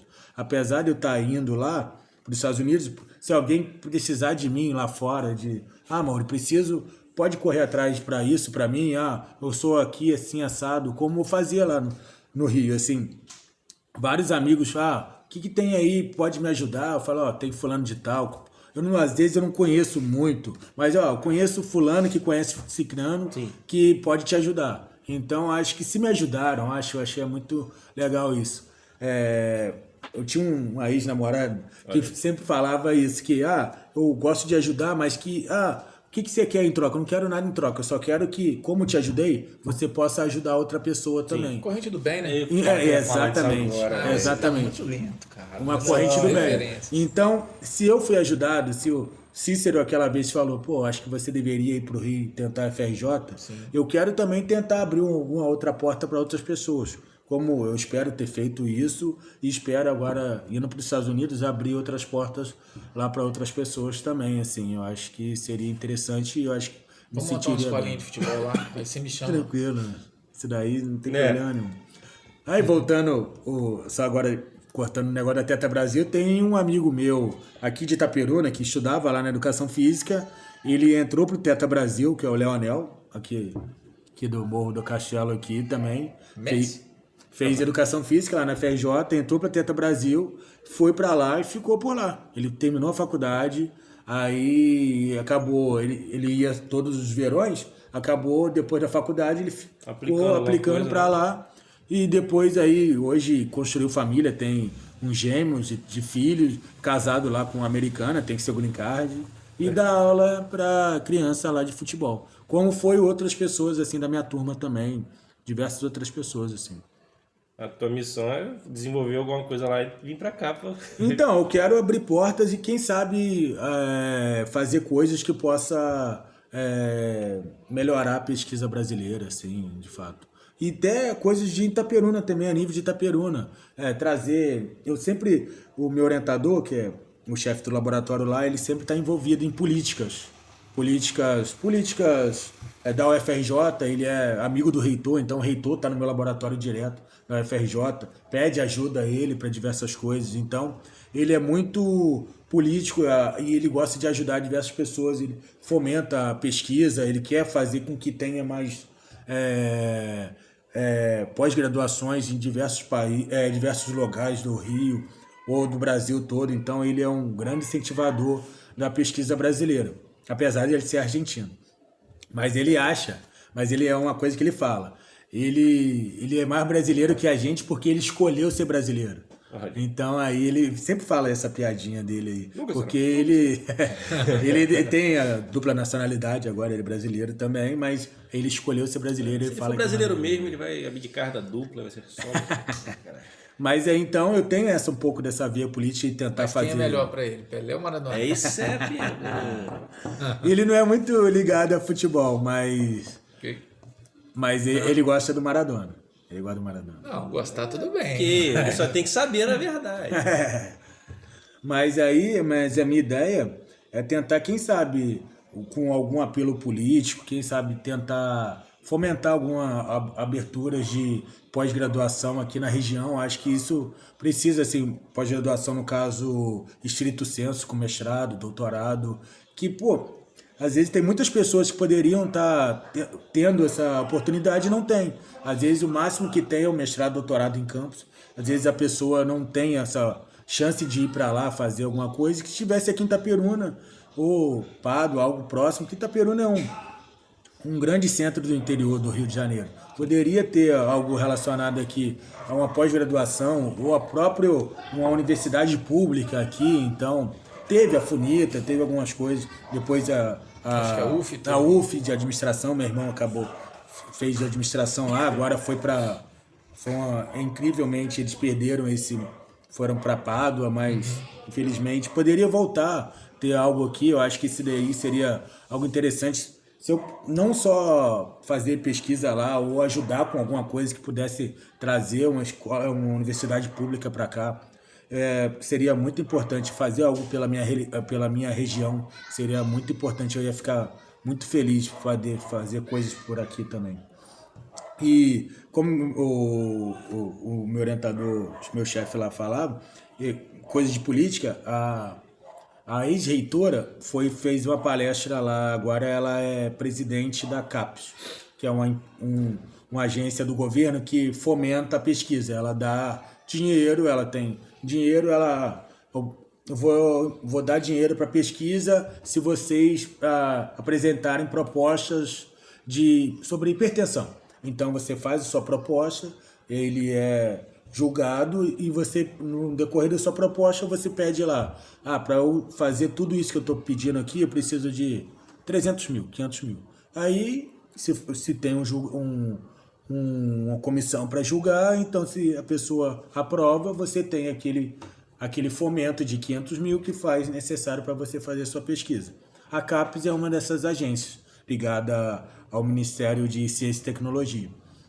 E hoje ela é presidente, ela deu uma palestra lá para a gente, mostrando que ainda se tem uma grande evasão na pesquisa brasileira, na pós-graduação. Então, como a gente começou, um dos motivos é exatamente isso que a gente conversou mais no início. Porque o que depois da graduação, o que o mestre e o doutor faz? Ele vira um pós-doc e continua desempregado. Desempregado, não tem um auxílio, não tem nada que possa ajudar ele. Então, ele tem um estudo muito bom, mas não é aproveitado. Então, isso se dá uma grande evasão assim, na pós-graduação brasileira. E ela vem mostrando alguns dados assim, de grande evasão. E, além disso, de outros dados, ela mostra que ainda se tem um número muito pequeno de vagas para a universidade pública. Eu acho que poderia ter mais vagas na universidade pública em diversas regiões do Brasil. E eu acho que Itaperuna é uma dessas regiões. Eu acho que a gente ser um grande município de uma mesorregião do estado, se faz necessário ter uma universidade pública aqui. Sim, tudo bem, tem a Redentor, tem a Unig, mas independente do que eles ajudam na região, de fato se faz necessário ter.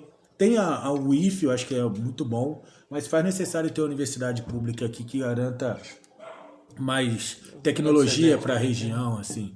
Tem o CDR, que é um pouco à distância, mas que seria uma universidade mais presencial. Sim. Um presencial mesmo, de fato, a universidade com sua infraestrutura, com professores, possa salientar mais uma educação melhor aqui, e juntamente com a universidade pública, cursos de pós-graduação, mestrado, doutorado, seria todos os interessante, níveis, né, exatamente.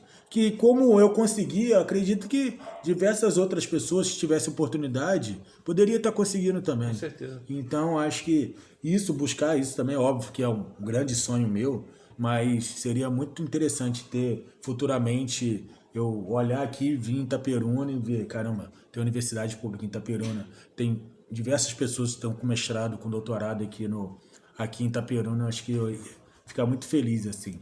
Essa foi a melhor proposta de que qualquer candidato.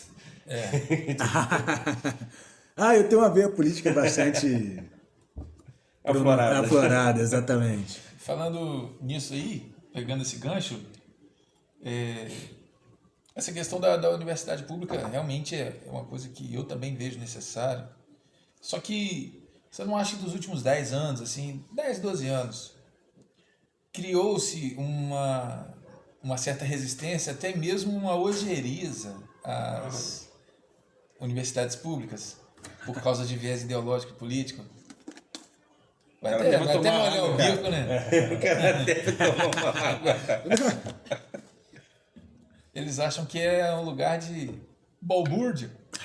Isso aí, como eu falei, aqueles anos sombrios, assim, ainda continua permeando diversas coisas, assim. De fato, universidade onde tem jovens, sempre tem festas, como tem aqui na Redentor, na Unig, e falar que só que a universidade pública tem a famosa balbúrdia, não é. Então, diversas universidades onde tem jovem, tem festas, tem bebedeira, e a FJ não é diferente de nenhuma outra. Porque eles não sabem o que acontece nas festas particulares. Exatamente, esse é o problema. Só que esses viés políticos que acontecem é porque os viés políticos que tem pro lado da direita não condiz com os universitários que estão hoje nas universidades públicas. A partir de 2002, com o governo do Lula, que melhorou o acesso a diversas pessoas que não tinham acesso à universidade pública, isso mostrou que antigamente a universidade pública era só pessoas que tinham uma condição aquisitiva grande, e hoje não. Hoje você tem pessoas de qualquer âmbito social indo na universidade. Então mostra que essas pessoas fazem muitas coisas na universidade, até políticas também. Então as pessoas que fazem parte da universidade, eles não querem pessoas que tenham um apelo político de melhorar só uma parte das pessoas que têm um poder aquisitivo grande, que é mais relacionado à direita. A esquerda não, a esquerda tem um viés mais relacionado a uma melhoria da qualidade de vida, de inclusão do mais necessitado. Então, hoje, o que mais se tem hoje na universidade pública é a esquerda, mas não deixa de ter direita. Óbvio que tem direita lá. Mas, óbvio que... É um lugar que abre a porta. Né? Exatamente. Tem pessoas de todos os tipos na universidade. Mas, como a universidade hoje tem uma outra cara, então, que tem uma cara mais... que tem pessoas de outras diversidades, que foram pessoas que foram criadas em favela, que viu que com diversas coisas que a direita foi feita e não ajudarem elas em nada, então eles foram vistos que a esquerda poderia ser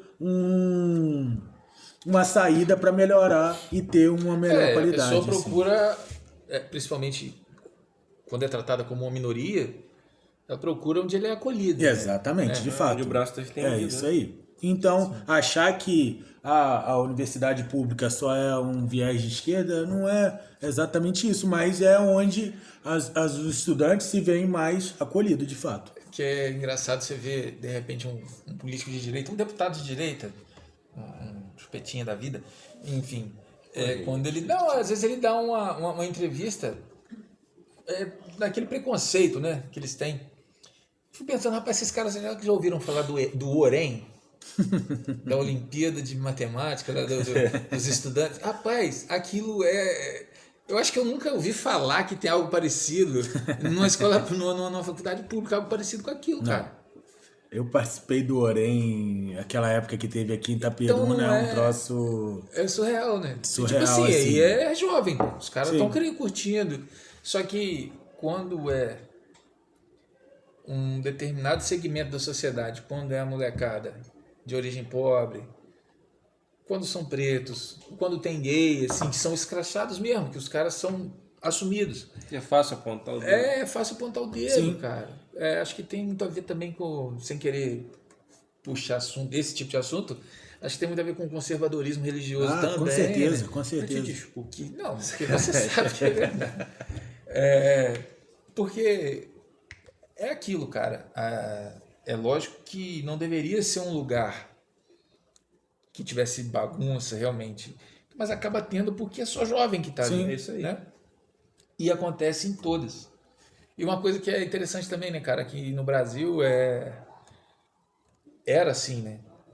A faculdade pública geralmente só entrava os caras que tinham grana para estudar, tinham escolas boas no ensino médio, podia fazer um cursinho, Exatamente. né? Poderiam não trabalhar para estudar, né? Isso. E acabava o mais pobre tinha que trabalhar e estudar, assim, tipo, para pagar o estudo à noite numa particular, né? Aí realmente isso mudou com o passar dos anos, mas ainda não tá bom, Não, falta né? ainda um bom caminho ainda, mas de fato, E é o que você falou. só ter alguém que começou com isso, não estou falando exatamente, pode ser outros, mas só que alguém que comece isso e que já deu uma melhorada, isso já é um passo importante. Eu acho que deveria continuar melhorando isso. E, cara, não é... Agora, falando o que é o que eu penso mesmo, sem querer defender a esquerda ou a direita, eu acho que isso é O cara que tá no poder, cara, ele não quer o povo esclarecido. Sim. O povo esclarecido Concordo. não concorda com o que ele diz. Entendeu? Então, eu acho que é por isso que eles travam tanto a educação, principalmente num país como o Brasil, que é pobre, né? Só tem uma maioria pobre, enfim.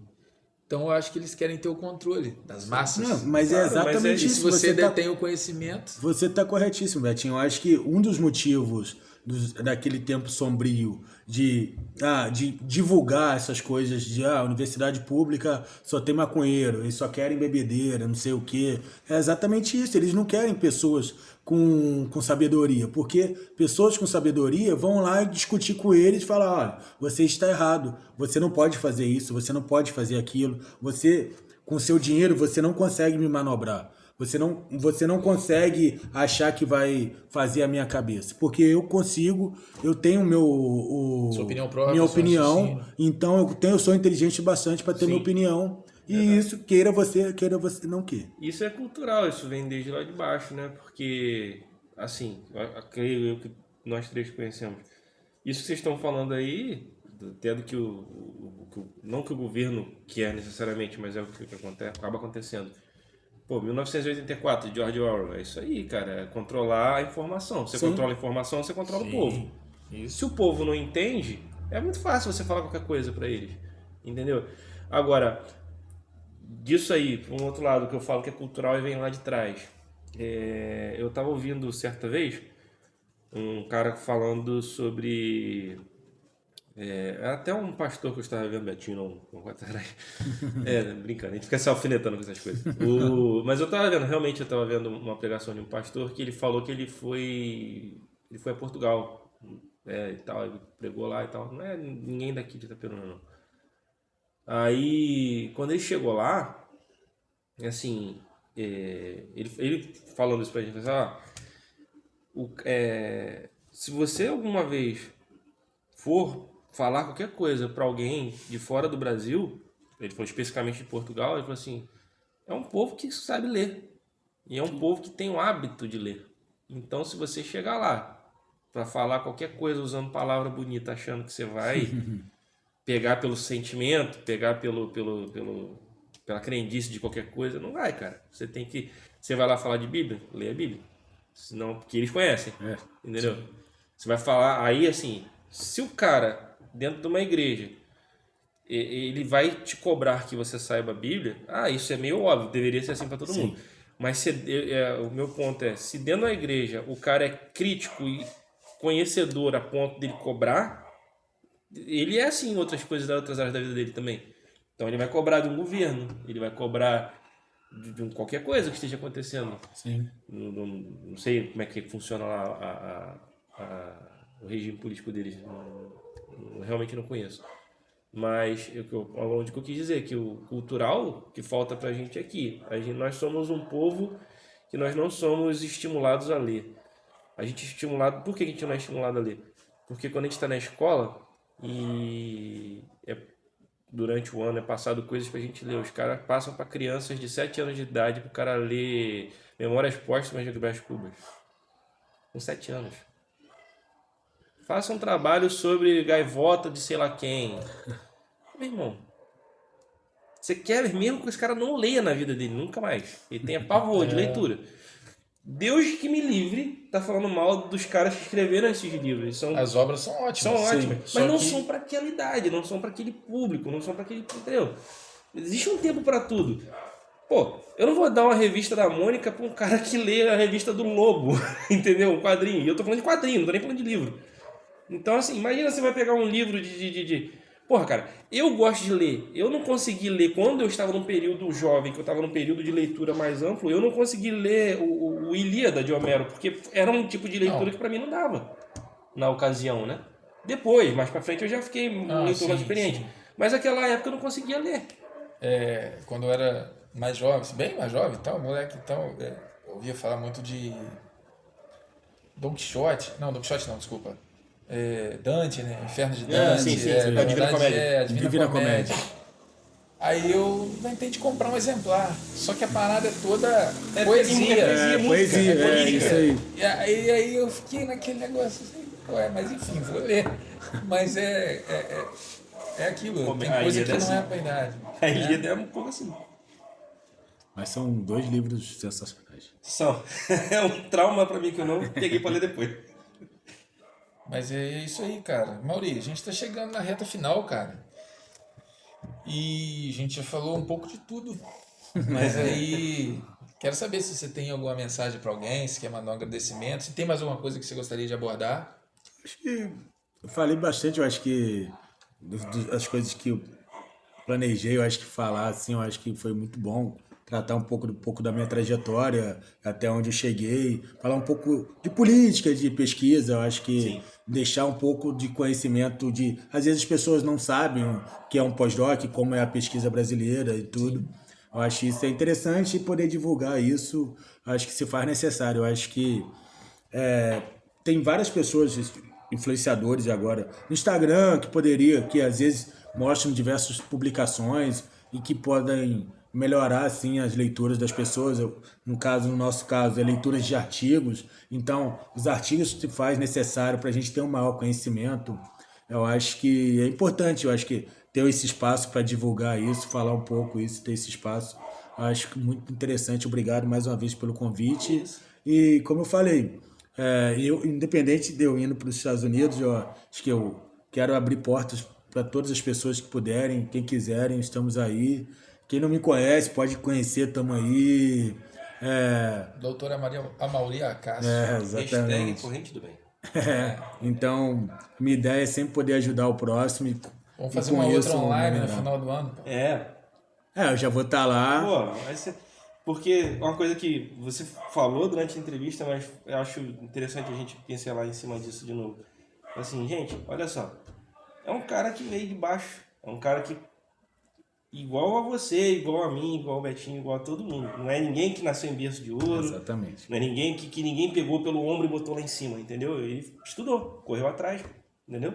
E ele tá lá, tá colhendo o fruto dele e vai chegar nos Estados Unidos. Mas ele teve um empurrãozinho de algumas pessoas, tá? Mas porque as pessoas viam o esforço dele. Sim. Não é Exatamente. do nada, não é pela amizade. E ninguém chega em lugar nenhum Sem ajuda, sozinho, entendeu? exatamente. Só que, iniciativa. Acho Você que gosta quando te empurram? Não, brincadeira, vai, continue. Olha só você, hein? Eu gosto quando me puxam. Sacanagem. Mas, fez eu perder o fio da meada, essa safada. Vai, cara. Não, mas era isso. Era mais isso mesmo. O cara que correu atrás chegou onde ele chegou. Entendeu? E a gente falou aqui ironizou um pouco sobre, poxa, não chegou num ponto, ficou preso, não sei o quê, não sei o quê, não sei o quê. São coisas, situações da vida, a gente passa por isso mesmo, só que isso não é motivo para você não se enriquecer de conhecimento, isso não é motivo para você não estudar, entendeu? E ele colhe os frutos do estudo dele. Então, acho que o maior exemplo fica isso aí. Desculpa, agora eu encerro aqui minha carreira. Olha, sacanagem. Não, mas de fato é isso. Eu acho que desde quando eu comecei a minha fala falando que a educação é aquele quebra de paradigmas de você sair de uma posição de humilde para uma ascensão social. Então, acho que de fato eu sou, como você falou, uma pessoa humilde, vindo de Itaperuna, fui para o Rio, agora saindo do Rio e indo para os Estados Unidos. Então, é qualquer um. Eu acho que eu não sou tão inteligente assim que ninguém possa chegar também lá. Então, de fato, acho que se você quiser conseguir botar um foco na sua cabeça, assim, no estudo, eu acho que você consegue coisas maravilhosas na sua vida, assim, com o estudo, assim. Acho que vale a pena você ter um foco no estudo, estudar bastante e que, com certeza, grandes vitórias terão na sua vida. Assim. Isso aí. Alguma mensagem, algum agradecimento? Um abraço pra galera da SEAB, do grupo lá. Abraço pra galera do Rio. Do Rio da galera. Um beijo pra minha namorada. O cara foi soldado promovido com sucesso. O cara foi bom pra caramba. Então, Amaury, é isso aí, cara. Desejo pra você a sorte, toda a sorte do mundo lá nos Estados Unidos. Valeu, obrigado. Sucesso pra caramba. Convida a gente lá pro festival em Nashville. Ah. Não rola? Daí direto de country, pô.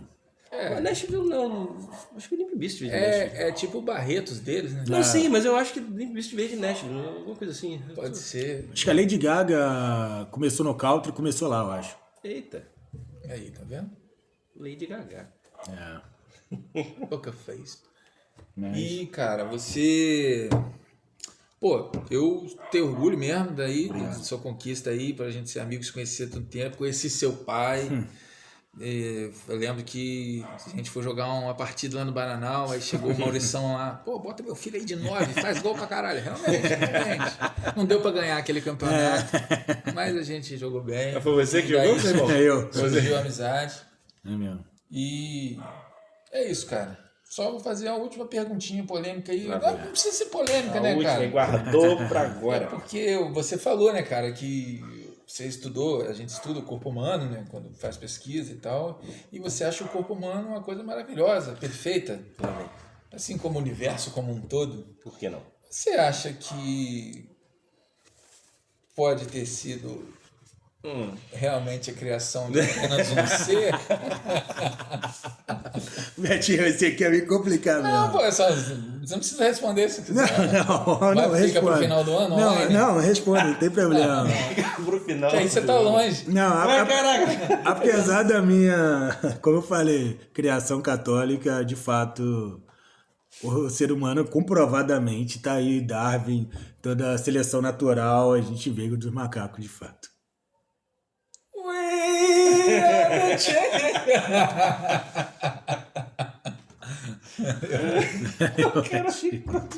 Não, cara, vai, por favor, we are the champion, the queen, por favor. Pô, não, eu tô brincando, isso aí a gente não precisa entrar nesse detalhe, assim, eu só queria comprovar, assim, com um cientista, né? Que já tivemos pastores aqui, Verdade. né? Verdade. Tive até um cientista que falou que era cristão, lembra? Ele falou, não, eu sou católico. Eu acho que Deus existe pra caramba. Sim. Serginho, pô, Ele Sérgio. falou, é verdade. Aí ele acabou comigo ali. Cara. Não, mas, Finalmente. não, mas peraí, eu Não, não mas a sou gente um ateu respeita. também, mas eu acredito na peraí. existência de Deus, de fato, não, acredito, mas... Não, pô, aí você tá meio que não. Não, eu acredito na A existência de Deus. entrevista acabou. Mas tem coisas que eu acredito muito acha que existe um na Deus? comprovação. Acho que existe um Deus. Sim, acredito em Deus, eu acredito. Mas, então, Cara, mas ele não criou. aí você quer me pegar, Betinho. Mas por que você acha, você diz o criou como se ele simplesmente... Por que ele não pode ter criado toda a cadeia da coisa, em vez de... Porque foi em 6 dias. Você já ouviu falar em Kairos? Não, quem é esse cara? Kairos é o tempo de Deus, não é o Cronos, que é o tempo do homem. Entendi. 6 dias não são necessariamente 6 dias. É muito conveniente, né? Vocês, de repente, vocês criam palavrinhas. De repente. Não.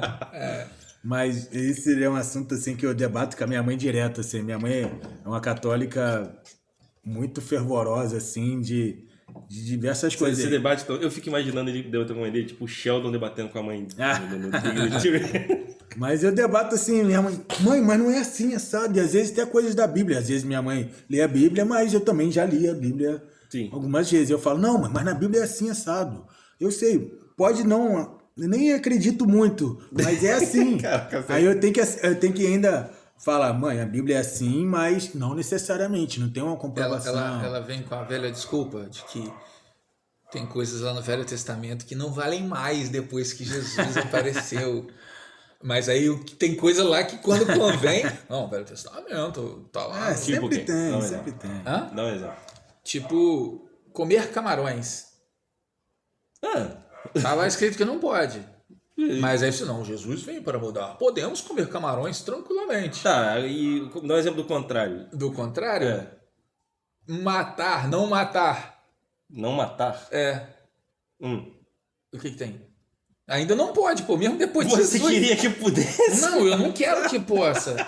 Não, você pediu o exemplo, eu tô te dando. Ainda não pode, mesmo depois de Sim, mas eu acho que, olha só, você falar que o cara, você dizer assim, não coma camarão, por, sei lá, por motivo que seja, lá do Velho Testamento, e você dizer não mate... Não, eu não tô proporcionalizando a parada. Eu só tô te dando exemplo para qualquer mandamento, pô.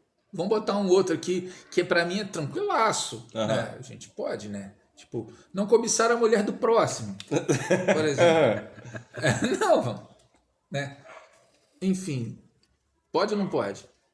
Tá dizendo não cobiçar? Não cobice a mulher do próximo. Ok, então não cobiça. Jesus voltou, ele mudou isso. Mas não era isso que Jesus ia mudar com a volta dele. Mas não tem, ele não tem coisas que a gente não precisa mais seguir do Velho Testamento porque Jesus veio e revolucionou a parada? Ele mudou O que ele quis e que convém a vocês. Olha só. Não. Ele mudou, cara, as regras, são certas regras que eram de costume, de ritualístico do povo. Entendi. Que, por exemplo, que era do ritual do povo, que tinha que ser sacrificado um animal assim, assim, assado, tal horário, e tinha não sei o que acontecer, esse tipo de coisa, ritualístico. Esse tipo de coisa não é necessário mais. Você não precisa sacrificar o animal para você falar com Deus. Entendeu? Como era feito naquela época. Esse tipo de coisa é o tipo de regra que Jesus que foi quebrado quando Se Jesus você parar veio. pra pensar... Jesus é o Cordeiro de Deus que morreu para que nós tivéssemos acesso ao Pai. É isso, entendeu? Exatamente. Então, ele foi o sacrifício, e é isso. Não precisa você sacrificar um bicho para você, para um sacerdote falar com Deus por você, entendeu? Você pode simplesmente ir onde você quiser e falar com Deus, simplesmente. Tá. Posso levantar uma polêmica? Pode. Ih, cara. 2 contra 1, é sacanagem. Não. Ele tá neutrão, ele tá com medo da repercussão. A ideia dos 10 mandamentos que você falou, quem sabe se são os 10 mandamentos de fato? Tudo bem, tem uma ideia de que teve isso dos 10 mandamentos. Mas quando se foi falado dos 10 mandamentos, foi mais quando foi criado no Concílio de Nicéia, lá 300 e pouco depois de Cristo, começaram a ter as coisas da Igreja Católica, foram mais coisas relacionadas quando os papas e cardeais botaram isso. Então, não necessariamente não cobiçar a mulher do próximo era algo que tinha naquela época, poderia ser na época do Concílio de Nicéia.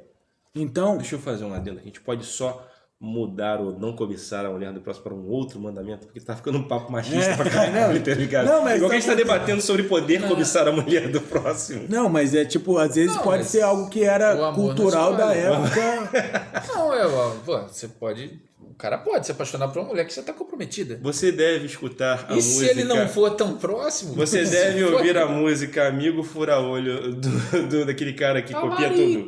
Não. Perdão. Aquele cara que copia todas as músicas. Que era casado com aquele Kiss, sei lá como é o nome dele? Latino. Isso aí. Pô, cara, não. Mas escute, é muito engraçado. Mas é só levantando essa polêmica que às Você vezes acha, muitas tipo, coisas que foram criadas na Igreja com o passar Católica do- foram no Concílio de Com o Nicéia. passar do tempo foram reformulando, Então, acrescentando. eu não sei até o Concílio de Nicéia, que, como eu falei, 300, 500 tiveram outros conselhos. Todos outros né, conselhos. Mas do conselho que foi criado diversas coisas, a instituição da missa, essas coisas assim, o que foi criado na missa, como tem que ser feita a missa, todos os rituais da missa. Então, essas coisas assim, eu acho que naquela época o papado, o papado, boto não só o papa, mas os cardeais, não eram algo assim... O clero e o alto clero. clero. Exatamente, fato. O clero não era algo assim igual hoje, hoje eu vou juntar que é um cara que é super religioso, que é um cara que Deus está orando e suscitou nos cardeais que vai ser esse nome. Não. Lá naquela época eram pessoas que tinham riquezas, que não necessariamente eles queriam aquilo ou queriam, então eles colocaram talvez os 10 mandamentos como algo que era Na verdade, daquele que conceito ali. Povo, de certa forma. A religião nunca, de fato, sempre foi algo para controlar as pessoas. Não, e esse não matar, de fato, é isso. Eu costumo dizer que eu sou ateu agnóstico. Tipo assim, eu não sei, mas acho que não existe, entendeu? Eu não sei, mas acho que não existe. Ele é ateístico. Tem uns caras que têm certeza que são ateus, vão pra internet tentar convencer os outros. Isso aí é bobeira, cara. Isso aí eu até já fui assim, já debochei de muita gente, mas não precisa. Enfim. Sobre o que eu tava falando, cara? Você é ateu agnóstico. O ateu agnóstico. Tipo. Mas antes disso, cara. Conselho de Nicéia.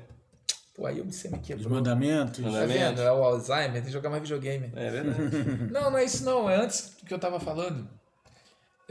Não, a questão da religião. Apesar de eu ser assim, eu acho que a religião tinha que controlar a galera. Sim. Porque só a fé sozinha, o cara fazia um monte de coisa sim, de fato. e ainda tinha fé em Deus. Entendeu? Mas a religião, esse controle foi necessário, porque senão a gente tava meio que... Sim. Mas eu talvez vou te a gente falar... nem tivesse chegado nesse século aqui. Mas eu vou te falar que eu concordo com isso que você está falando aí. Porque aí vai ter gente, talvez você me pergunte, como você acha que... você acha então que foi criado para... Quando eu estava conversando, aquilo que eu falei a princípio, eu não estou falando de religião, eu estou falando de... No caso de... Eu vou usar o termo cristianismo, mas... Porque, no caso, o católico também é cristão, então não tem a ver com ser crente ou ser católico, entendeu?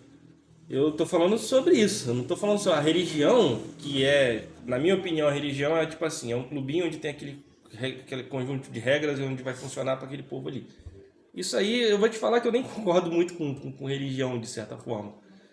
Mas estão aí, né? Então, eu tô falando sobre isso, sobre o que a gente falou de cristianismo, eu tô falando sobre cristianismo. Religião, eu concordo com você, que falha em muitas coisas, controla a massa tanto ou mais do que um político. Até, entendeu? Foi muito mais forte do que a política, entendeu? Em outros períodos Mas foi uma sacada muito boa você pegar o político que controla a religião e fazer isso tudo junto. Convergia numa coisa só. Então, a bancada evangélica, não entendi a sua crítica. Caraca. Não, mas pô. Mas não... Também. Tipo, você percebe que o conservadorismo hoje é muito atrelado à religião, pô. E não tô falando religião cristã, independente se protestantismo ou catolicismo. Então, porque eu já deparei com diversos católicos também, conservadores, e a tal ponto de de falar coisas absurdas. E de falar também que eu falei evangélico assim porque tem a bancada evangélica. O Karl Marx... Eu também não concordo com isso. Eu não posso ser socialista porque o Karl Marx era um ateu. Tipo, o Karl Marx falava uma coisa da igreja, porque naquela época a igreja era de fato algo... opressora, pô. Então, mas aí, se você lê o Manifesto Comunista, você vê, de fato, ele não gostava porque a igreja era daquilo, mas ele tinha ideias boas, ele gostava de, eu acho que todo mundo que tinha que nascer pobre, falando agora nos tempos de hoje, não tem que morrer pobre, todo mundo tem que se ajudar, todo mundo tem que viver uma vida decente e tudo. Então, Karl Marx não existe, não sei o quê, isso daqui é contra Deus. Então eu falava, isso católicos falando, sei lá, no Rio de Janeiro, eu falo, cara, tudo bem, eu... Caralho, aí vem Jesus e prega caridade. Tá lá. mas é isso, então, tipo, o cara... O cara ele não faz sentido no que ele fala. E de fato, então, e olha que eu conheci um padre, assim, é meu amigo ainda, mas ele divulgava coisas assim, não, que o socialismo não pode, o comunismo é um negócio... Eu falei, cara, primeiro, contra o Lula, é a favor do Bolsonaro, um negócio, um troço absurdo, assim, que ele óbvio que não podia falar isso dentro da missa, mas ele, como eu era amigo pessoal dele, mandava no meu, na época, Facebook, assim, várias propagandas, tá bom, mas tipo, o Bolsonaro fez o quê? Vai fazer o quê pro povo? Tá, mas e aí? Vai fazer o quê? Qual é a proposta dele que ele tá pra melhorar o povo? É porque só falar de bater e matar bandido, até aí E o pior, ainda falava ainda, por que eu tenho que achar que eu tenho que matar o bandido? Pô, se é algo que... Se o próprio Deus fala que tem que perdoar, agora eu vou jogar um pouco pra religião, se o próprio Jesus fala que tem que perdoar, não sei o quê, por que você quer que o bandido morra? Por que você quer não sei o quê? Por que você... Isso é contra totalmente que tá na igreja, que tá na Bíblia. Tipo assim, o católico, se ele era um padre e o cara não lembra da história de São Dimas, né? Não, pô. Eu não sei isso. Não, porque você sabe quem é São Dimas, mas não conhece com esse nome. Você deve conhecer como Dimas, que era o ladrão que estava na cruz, do lado dele. Tá, sim. Foi perdoado naquele momento Sim, ali, né? Os católicos depois o santificaram, enfim. E se próprio Jesus, né, perdoou um ladrão, né, só porque o cara teve fé nele, enfim. Então, aí entra num negócio que eu ia falar. Cara, acabou a entrevista sobre ciência. É verdade. Só para fechar o meu raciocínio. A gente começou falando sobre os mandamentos, né? Tem o primeiro mandamento, para mim, eu acho que é o que engloba qualquer outra coisa sobre os mandamentos. E, na verdade, na minha opinião, é o que fala sobre qualquer outra coisa e é isso que deve ser seguido, independente do que você seja, do que você creia, ou enfim. O mandamento egocêntrico? Que é o mandamento que diz, ama o teu próximo como a ti mesmo. Esse é o primeiro? Aham. Não, amar a Deus sobre todas as coisas, não? Esse é o último. O católico, no catecismo, me ensinaram que esse era o primeiro. Ok, eu posso estar... Mas vai lá, não sei. Essa questão de qual é o primeiro, qual é o último, eu também posso Mas estar... amar ao Na próximo como a ti verdade, mesmo é difícil, meu irmão. Esse é o primeiro porque engloba tanto a Deus como Sim, a si exatamente. mesmo, o próximo. Então a ideia é que tem que amar a Deus como a Deus e como o próximo. Então a ideia é que, de fato, só de cortar rapidinho, se todo mundo levasse ao pé da letra esse primeiro mandamento, não teria diversas coisas ruins. Sabe por quê? Como a gente fala, questão de... Como a gente já comentou outras vezes, acho que até levantou uma bola aqui em algum momento. De trata o gay, ou trata ao pobre, ou trata qualquer coisa. Você trata a pessoa mal? Você se trataria mal? É isso. Então, assim... porque... Eu ouvi uma frase essa semana que uma pessoa... Foi um reconhecimento de alguém que estava falando assim... Eu ouvi isso na internet. Eu não lembro qual era o contexto que estava falando, mas estava falando sobre... o assunto ali era sobre... misericórdia com as pessoas, entendeu? E não era sobre religião, nada assim. Mas estava falando assim, tipo assim, yada, yada, yada, e em dado momento foi falando assim, por mais que as pessoas reclamem ou falem mal, ou qualquer coisa assim, quando você tá falando até de São Paulo, chega em São Paulo, por exemplo, em determinado momento, você vai ver o travesti marginalizado que não tem onde morar e está passando fome, quem vai estender a mão para ele é alguém da igreja. Que vai dar alguma coisa para ele comer, que vai chamar bem, sei lá. Mas vai querer chamar para ir para a igreja, meu irmão. Ninguém tá chamando o cara para fazer mais nada. O cara ou a moça, eu não sei como ele quer ser reconhecido. Mas assim, e daí que tá chamando para a igreja? Ninguém tá levando ele para casa. Ninguém tá levando ele para lugar nenhum, cara. Nem para ficar na rua estão chamando ele. Eu falo isso por um mendigo que tá na frente do lugar onde eu trabalho.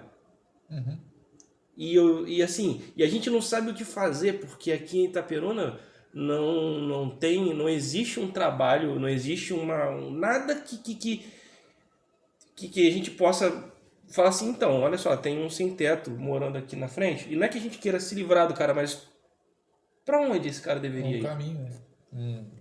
Entendeu? Porque ao mesmo tempo que deixar ele lá, eu tô respeitando ele, não, mas, pô, caraca, eu tô vendo o cara todo dia morando ali, no calor, na chuva, não quer que seja, ele tá morando ali porque tem uma marquise. Mas tá no relento, cara. De uma hora vão mandar ele sair, né, cara? E ele não vai Pois piorar. é, e vou te falar uma coisa, é sem teto, mas a comida que ele tem lá, porque eu vejo, a quentinha que ele come lá, a quentinha quem leva pra ele é a igreja. Porque tá escrito na quentinha, Deus abençoe, não sei o que, não sei o que, não sei o que. Eu não sei se é evangélico, se é católico, eu não sei, só sei que é de uma igreja. Então, fato é que é isso que a gente está falando, do amar o próximo como a ti mesmo, entendeu? Brother, por mais que a religião em si controle e deturpe algumas coisas, eu admito e eu concordo com isso. Mas eu sou obrigado a dar o braço a torcer, que sem a religião, a gente já está muito pior do que a gente está. Porque se deixasse as pessoas, ou se não houvesse o freio do cabresto moral das pessoas, cara, É mesmo. vamos falar uma coisa? Vou falar, existe uma festa que se chama Foda, onde eu não vou criticar diretamente, mas assim, não é a festa em si, mas é um tipo de lugar onde as pessoas vão para se drogar e fazer merda. Ó, ele que tá falando. Vai. Uai, eu tô falando porque quem foi falou comigo, eu nunca fui. Então, até me desculpe, tô falando do lugar que eu nunca fui, mas quem foi só fala dessa forma. Uma vez eu até comentei, pô, eu tava pensando em ir e tal, porque todo mundo fala, aí um cara que trabalhava comigo falou assim, mano, numa boa. Eu falei, o quê? Não vai não, velho. Eu falei, por quê? Eu falei, velho, é fazer merda e usar droga. Aí assim... A pessoa numa festa dessa, ela acaba se fodendo. Entendeu? É isso então, né? É isso. Mas a gente entra no... A gente concorda então que... Eu não vou dizer um mal necessário, porque eu não estou dizendo que é um mal. Mas é necessária, porque é aquela coisa, limites morais e éticos, assim. É aquele papo de que se as pessoas não tiverem uma... Medinho de Deus? Não, cara, se não houver uma regra para todo mundo que delimite certas coisas, as pessoas no seu estado natural é barbárie. Não é mesmo? Sim, pô. Entendeu? O homem é escravo de suas paixões. Olha aí. Ou o homem é o lobo do homem? Olha aí também. Thomas Hobbes. É Thomas Hobbes? Acho que é isso. Thomas O Hobbes. homem entregue a si mesmo é a vergonha de sua mãe. Olha aí. A gente conversou aqui com a Mauri Acácio. Beleza, gente? Sigam lá o Pod 40, @pod_4.0, beleza? Isso. Mauri, quer sua página aí? Mauri Acácio. Instagram, Mauri Acácio, Facebook, eu acho que é a Mauri Acácio também. Qualquer coisa precisar, estou aí à vontade para poder ajudar. Sinta-se à vontade. De ciência e religião. Galera, o cara fala de tudo. E na nossa página lá do Pod 40, Carnaval. o link tá lá em cima, na bio. Sim. De lá vocês vão ser transportados magicamente para nosso canal no YouTube. Isso. Estamos no Spotify também, Também, né, Vitor? isso aí. Sempre pergunto isso pro Vitor, porque foi ele que botou lá tudo certinho no Spotify. Porque eu acho interessante o cara poder ouvir o papo lavando a louça se ele quiser. Dirigindo, Por que não? fumando no terraço. Olha só. Cigarro, careta. Então é isso, gente. Valeu, muito obrigado, Mauri. Você é foda. Esperamos te ver novamente em breve. Vamos ver o finalzinho do Fluminense? Vamos ver o finalzinho? Antes de você ir para os Estados Unidos, né? Bom. Valeu, gente. Até a próxima. Até mais. Tchau.